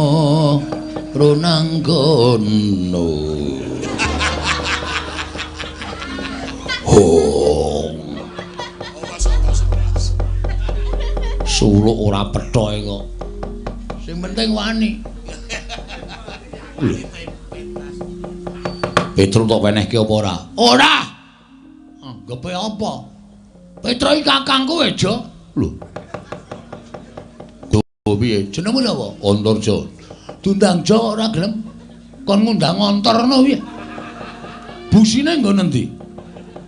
Ya sakarep mulih ngundang. Ngono wae manut. Petruk iki kakangku, Mas. Petruk iki masuk angin wis tak tileki. Nek perlu tak goneng rumah sakit. Tak infuske. Man Petruk iki waras. Aku Petruk diame-ame patine. Kowe iki duwe hati ora, Jo? Petruk iki abdimu lho, abdine Ndara Pandhawa. Kok mung perkara kowe dilapori karo Baladewa arep tegel karo Petruk. Menungsa apa kowe? Lho, Malah ngune-uneke karo aku. Tak une-uneke kowe mergane nom-noman goblok. Ora iso gagas nganggo nalar sing genep. Yen kowe ngune-uneke karo aku tegese kowe wani karo Antarja. Sing tak wedeni apamu? Tuwa aku mbangane kowe. Kowe wani karo aku kowe kualat. Nek aku wani karo kowe wis sak mestine mergo aku wong tuwa ngajari karo cah nom. Wiladala. Ora wiladala iki tenanan iki. Ayo ora guyon iki serius iki. Apa mbok anggap aku wedi karo kowe? Apa mbok anggap kowe putu dewane ngula terus aku wedi karo kowe? Ayo ndi takno ulamu. Ora wedi aku, ulamu dawa-dawa jirih-jirih. Ulaku cendhek ning kendele ra jama-jama. Ayo. Piye? Ngerong mrono mrene ya. Sapenake dhewe ayo. Anggepmu apa? Yen ngono kowe wani karo aku sing tak wedeni apamu? Ora minggat sembur melonyoh awakmu. Piye? Muni piye kowe? Sembur melonyoh awakmu. Hargae melonyoh awake Bagong kok. Bagong ki digodhog kowe ora tetel tak kandhani. Kok mung disembur. Kowe ngerti ora? Bagong ki anake sapa, Jo? Bagong ki anake Semar. Semar ki sapa? Semar ki Sang Hyang Ismaya, kae kakangne Bathara Guru. Mula Semar ning jagat ki janjane digdaya. Ming Semar ki ra tau pamer, ra tau umuk, ra tau ngandhake nek dheke sekti. Ning anak-anak ya diparingi aji kasekten dhewe-dhewe. Gareng kae diparingi aji pencopetan. Petruk penglibengan, aku pendodosan. Kabeh dikai aji dhewe-dhewe. Nek arep njajal aji-ajine Bagong sing diparingi karo Semar, aku mongko wis diweling. Bagong, kowe kena nggunakake aji-aji iki mergo aji-aji iki ampuh tenan. Tamakke Gunung Jugruk segara asat. Nek ming gunung tok demek iso jugruk, segara tok demek iso asat. Lho, edan men pusakamu. Ora edan ampuh kok edan. Yo ampuh men pusakamu. Lho ampuh. Gunung tak demek wis jugruk kok. Segara tak demeki asat. Wis tanggo nyoba bola-bali. Aja kok ming siji gunung loro tak demek jugruk kabeh. Jugruk ngiwonengen kabeh. Segara tak demek iso asat. Ha nyoba piye? Matno. Waspadana. Waspadalah. Tlapak aku iki nek nganti wis murup abang, kowe mlayu ya aja. Mlayu sing ado. Mbangane engko tak demekke diadamu jemblong tekan geger. Aku ora ndek tanggung jawab nambani kowe lho. Nek kowe mati nek ana Sunendra Werkudara mergo kowe tak kandhani ora nggugu. Hah? Paham ora ketap-ketip? Paham ora kata-kataku? Iya aku ngerti. Nah, iki saiki dimatke. Tak cedhake ngene men cetha. Tengah-tengah epek-epek iki nek abang kowe ndang lunga saka ngarepane Bagong. Nek nganti kowe ora lunga saka ngarepane Bagong, nek nganti ana apa-apa, ana berita Antarja meninggal dunia. Aku aja tok salahke. Mergo kowe tak kandhani wis ngayal. Ndelok, lho iki Jo, wis kuning. Iki dilongkas mateng. Engko dilongkas abang, nek wis abang tak dumukke dadamu. Ngono. Mati tenan aku ora tanggung jawab lho, Dak.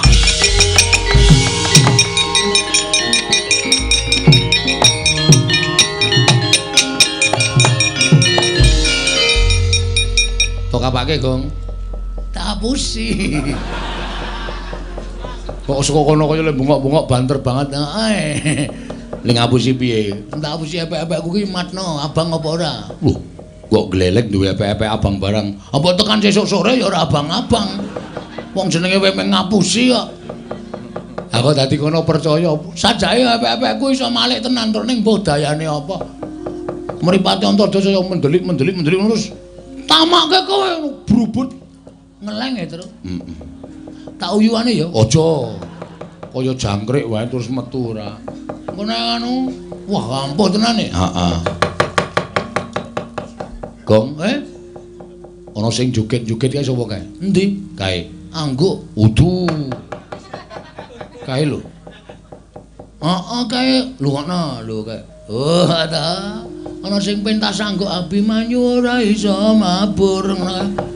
Udu kae lho sing dhewe kae lho. Wah, Pragota. Heeh. Kae dudu Bendara, dudu sapa-sapa truk. Patih Mandura. Nek kira-kira arep nyekel awake dhewe diajar wong loro. Ya manut le.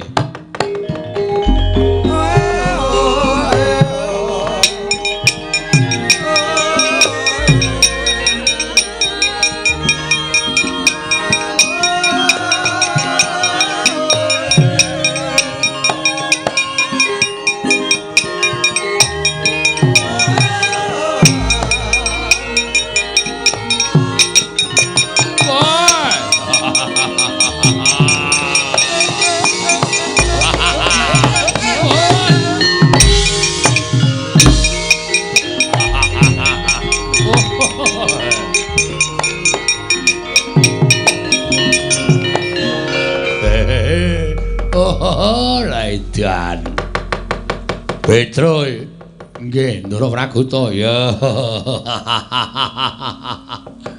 wah kae sing burucul klambihe sapa Bagong wah setan tenan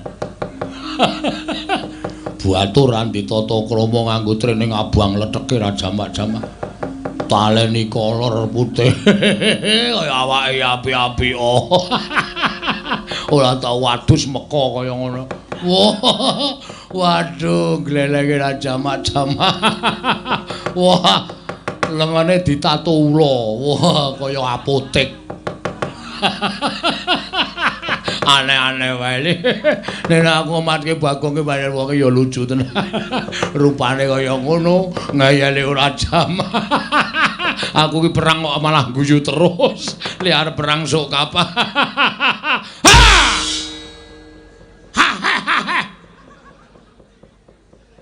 Ora getak ngono to, main cerewet kowe. Ki menungsa ya padake apa? Wah, nggri sing guyah-guyah bandem batako raimu kowe. Nesu. Nesu.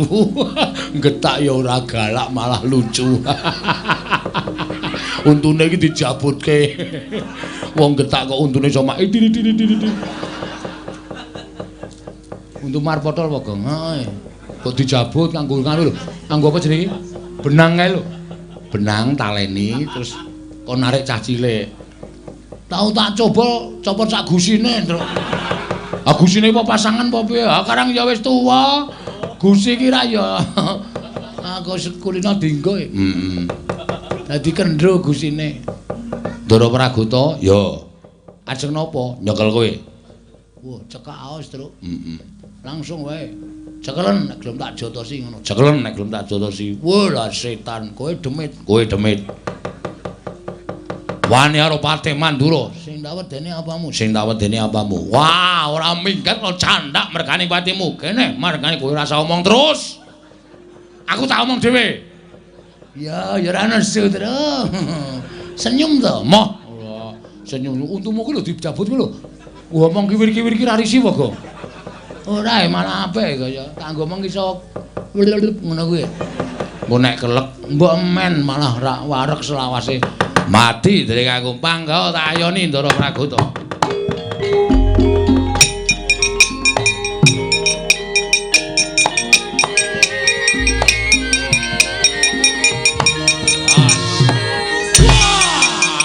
Wong siap. Ayo terus. Yo.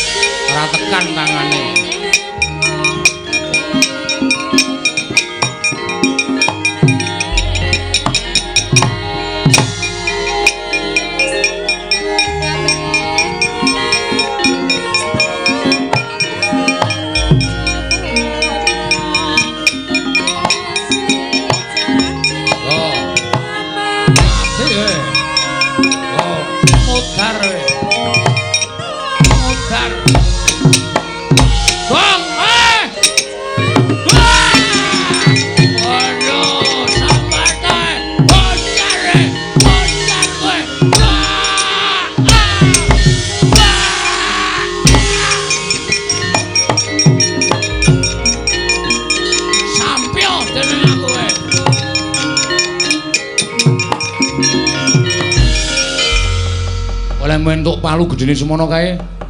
Nyileng anu perbaikan jalan e. Ngendi? Ngisor kono ngambil, Pak. Gotong gedhe, Pak. Cuthuke ndase pragota modar kalau. Gedabikan kejet-kejet. Nek nganti mati karemu lho, Kang. Iso mati kok? Ya iso. Pragota iki iso mati to? Iso, kae iki menungso e. Waduh mongko nggon pas mburi kene iki, Tru. Wah, gagar otak. Nan kengko nek nganti cangkeme metu mbluke gagar otak berat. Terus pingsan, terus mati. Kowe goleki polisi. Kowe kok ora omong to, Tru? Mbok ora meden-medeni to. Wong lan uthuk meng lirih. Lirih apa? Wong saka kene krungu mak klothak ngono kok. Kae iki mau ki watu. Watu apa? Iki senengane karepmu lho nek mati. Ora tanggung jawab lho. Wong perang kok mikir mati mbok men. Wis ora bakal tak pikir modar ya wis. Petro. Ponokan Bagong ora minggat saka negara Ngamarta glandang negara dadi mati kuwi. Wis.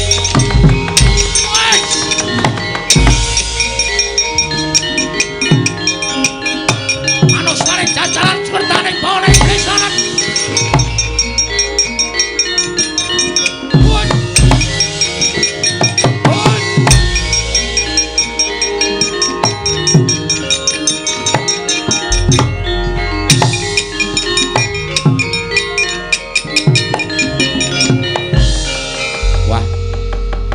Untung ceket-ceket ta. Sinuwun Mandura tak rungokke lah kok duka yae sini Petro Kanong para ora minggat saka negara Ngamarta glandang nenggala. Brubut melayu. Waduh. Bagong mau piye ya? Monggo Bagong ki nek melayu ra iso banter mergo pupune gathuk. Monggo suarane mak buk. Waduh. Mati kowe, Gong. Lemu mlayu ora banter ketututan Ndara Baladewa. Bagong iki adine Petro nyol tampan ana nenggala. Cus. Modar kowe le.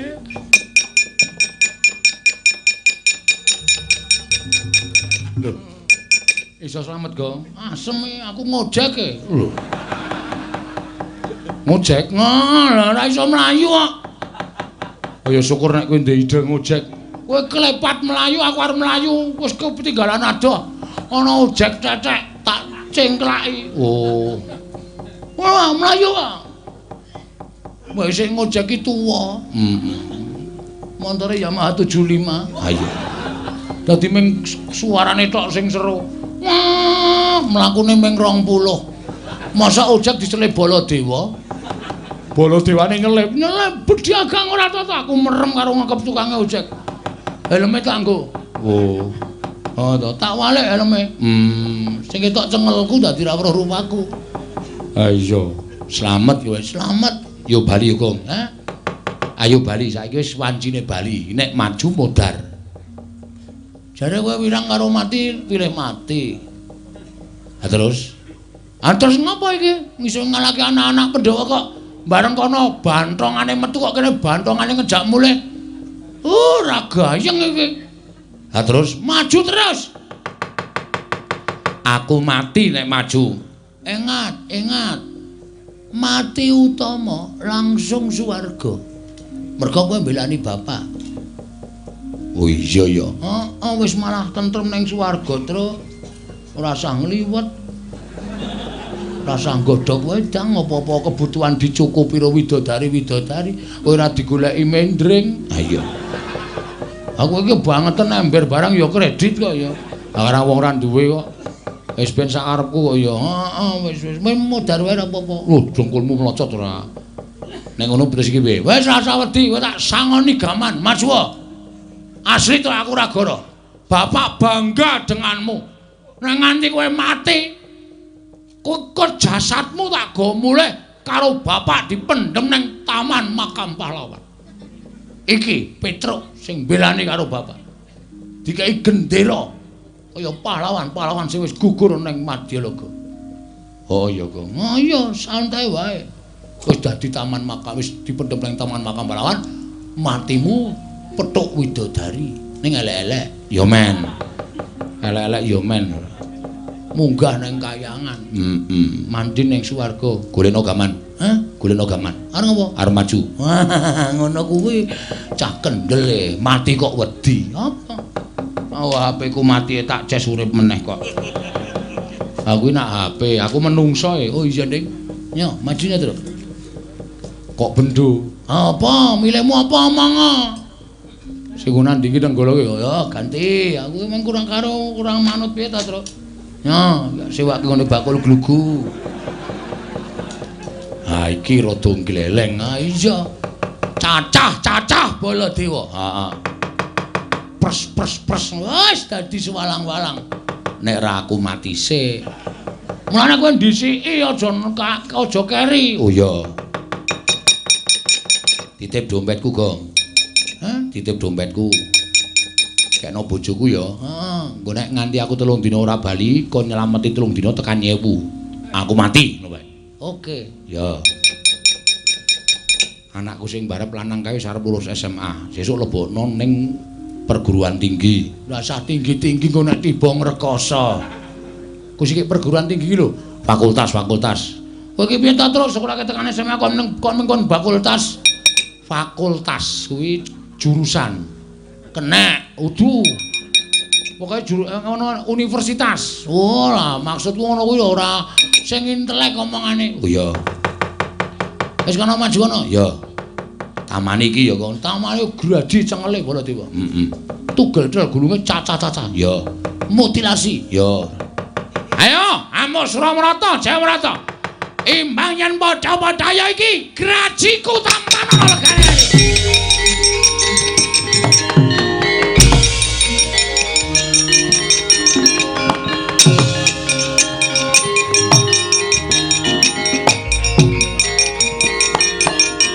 Wah!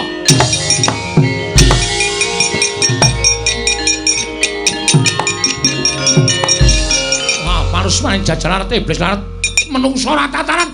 Wah, dalah. Iki Petruk nggawa graji iki oh iki. Ae susah entuke pokoke. Mungsuhe Nenggala kok iki pamunaing satu sekti. Tamake Gunung Jugruk Sekorasat. Iki tau tate kramas Getih Nalendra. Iki tau nggo nyolong wit kambil ping 3 ora konangan. Walah setan apa? Mati dening aku. Cepet jajamu mati. Ayo, kamu.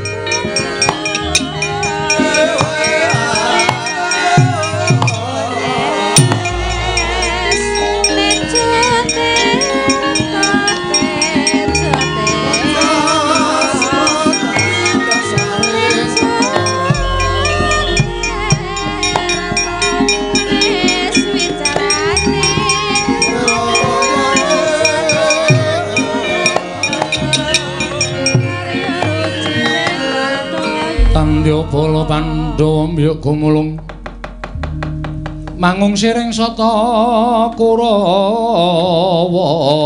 kambah hongke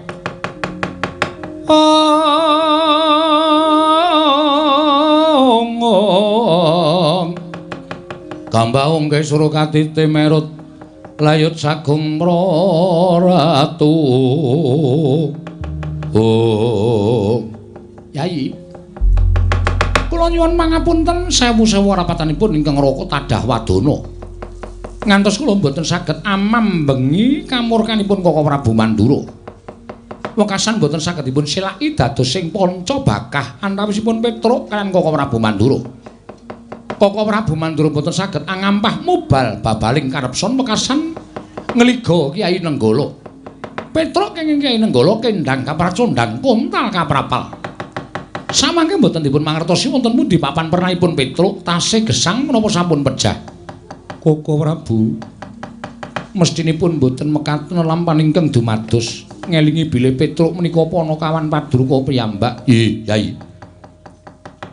sajaipun Petruk ngiwi-iwi dhateng Raka ing Mandura kasengaja ndudul kamurkanipun ing Raka ing Mandura wekasan kula mboten saged ngampah mubal babaling karepson Petruk kenging Kyai Nenggala nanging sasampunipun menika wonten raos getun salebeting manah kula nanging kados pundi malih bebasanipun sekul ingkang sampun dados jenang mboten badhe wangsul dados sekul malih kula nyuwun pangapunten Koko Prabu menawi bab menika gampil namung kuwatosing manah kula menawi ngantos sakmangke Kakang Semar ngertos lelampahan menika tumuli Kakang Semar mboten narimakaken sinten ingkang badhe saged amambengi kamurkanipun Kakang Nayantaka mila ingkang saking menika Koko Prabu Ndarawati gandeng paduka ingkang sagah ngendhakaken kamurkanipun Koko Prabu Mandura parandene gagar wigar tanantu karya kula nyuwun pangapunten paduka Kanjeng Koko Prabu kedah tanggel jawab perkawis menika Yai kula wonten paring adhawuh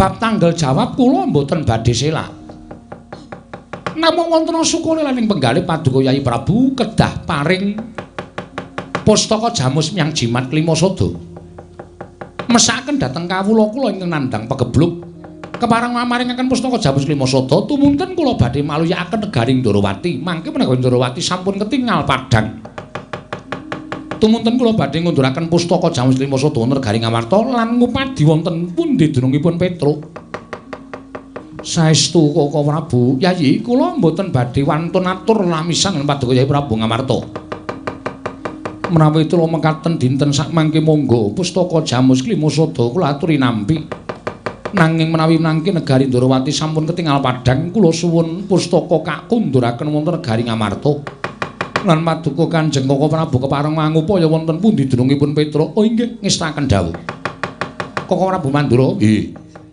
sawetawis Koko Prabu kula tilar wonten negari Ngamarta. Gusti, aku tinggal ning Ngamarta iku arepe piye? Monggo Prabu takon ning negara Ngamarta ku mung minangka dadi saksi tama atur ing Kyai Kresna inggih kunjuk Yai Prabu Samiaji.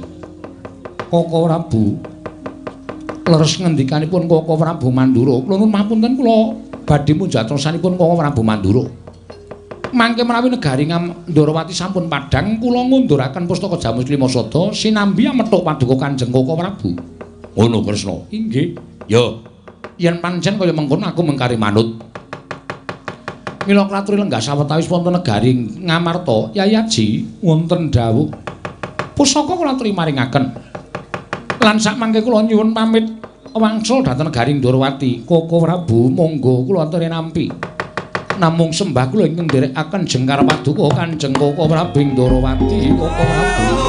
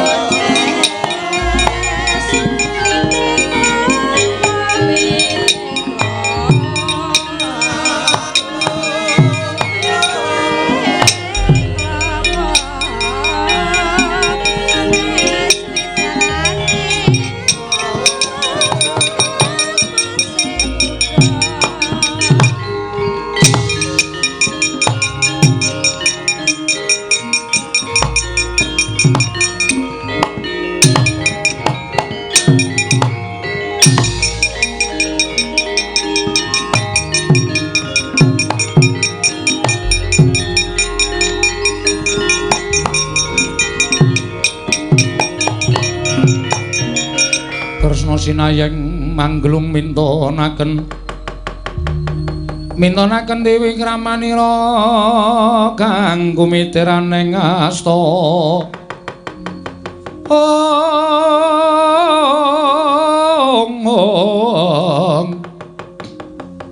kang kumitiraning astaning asta Setyaki wonten timbalan. Lah kok ora kaya adat sabene iki para Pandhawa kalah nglumpuk ana ing bangsal pengrawit. Monggo pendak-pendak pun Kakang Suwana ning Praja Ngamarta tansah sinugata panembrama ingkang banget gawe bombong penggalihipun Kakang. Nanging kok ora ana ingkang paring pangandikan Yai Darma Kusuma sajake ewa nyawang pun Kakang.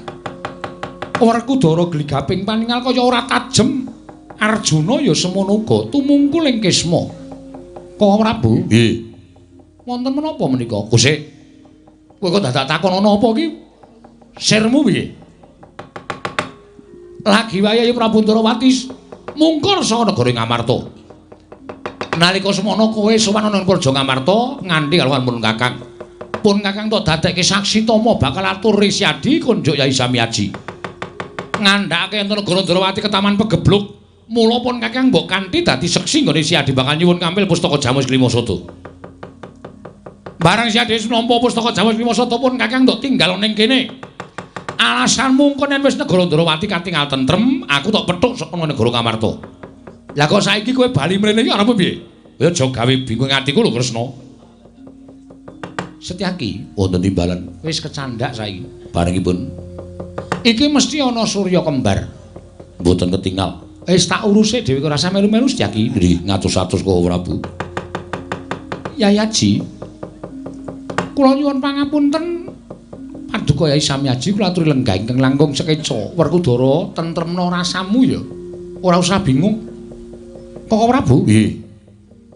Mangke kula ingkang badhe narbuka lampahan menika. Tegese piye? Kula aturi lenggah prayogi. Arjuna wonten maring adhawu. Perangan ingkang padha lenggah ning kene iki ora ana sing tak percaya kejaba mung Siadi. Merga jagat iku wis dadi paseksen, Wisnu kuwi bibelah dadi loro. Ingkang separo mapan angganing Nata Ndarawati, ing separo mapan angganing adiku Madukara.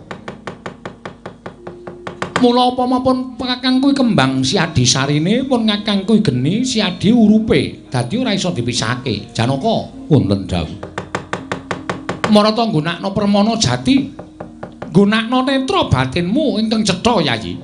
Sawangan pun Kakang. Pun Kakang ingkang nggawa pustaka Jamus Klimasada apa dudu Janaka? Koko Prabu ketiwasan.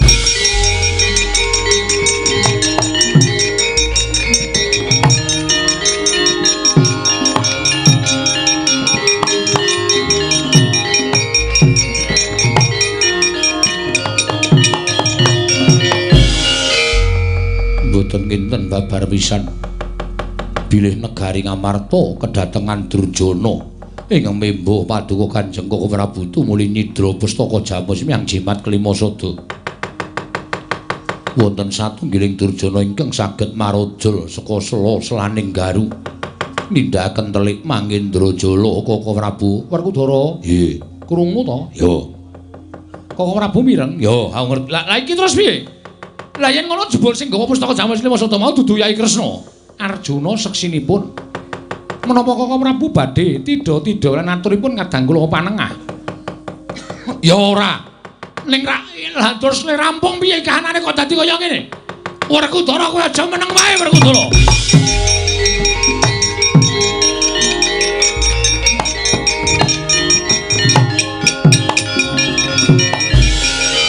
Kresna kakangku. Wit biyen mula Werkudara ki nggone wong wutuh apa anane. Nadyan kanthi pawadan kowe nggunakake Janaka mbok ngono nutupi awakmu. Nanging Werkudara percaya karo paningalku dhewe. Ilanging pustaka Jamus Klimasada diboyong dening wujuding Kresna. Mula baline pustaka Jamus ya saka kowe, ora ya saka kowe. Yen nganti ora iso mbalekke pustaka Jamus Klimasada, aja ngaku kadange tuwa para Pandhawa.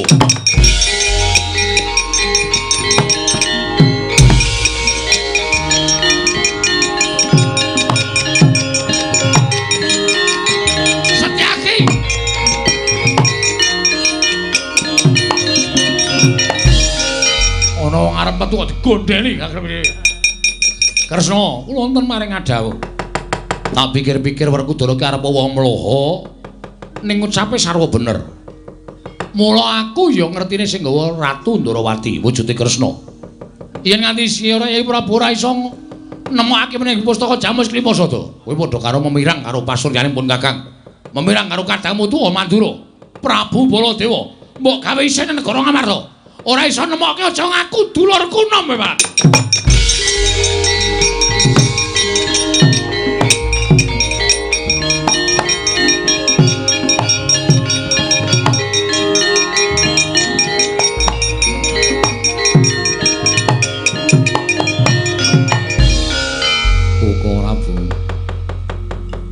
Dados pundi lampahan menika wis-wis ora dadak digetuni. Saking nglakon kuwi adile mung dilakoni, inggih. Penandang kuwi adile mung disandang, mbok menawa wis dadi lakoning Nata Ndarawati lan iki wis dadi sandang aku. Tak nggone Janaka ora usah kuwatir. Inggih, nanging pustaka Jamus Klimasada ical, ilang kuwi ora iso digoleki to. Waton sinartan pambudidaya, menungsa diwenehi akal, pikiran kuwi dienggo budidaya. Inggih, ora kok menggo wangun-wangun, inggih.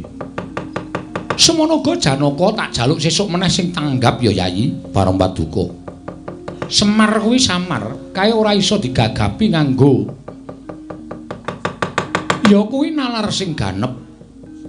Kakang Semar kae panjalmaning dewa. Kae weruh sadurunge winarah. Mula sejatine iki mau utusan karo Petruk merga Kakang Semar ngerti yen to negara Ngamarta kuwi ketaman mendung. Ora suwe meneh mesti dadi udan. Mula Kakang Semar budidaya dadi pepayung ning tinemune Pandhawa ora tanggap.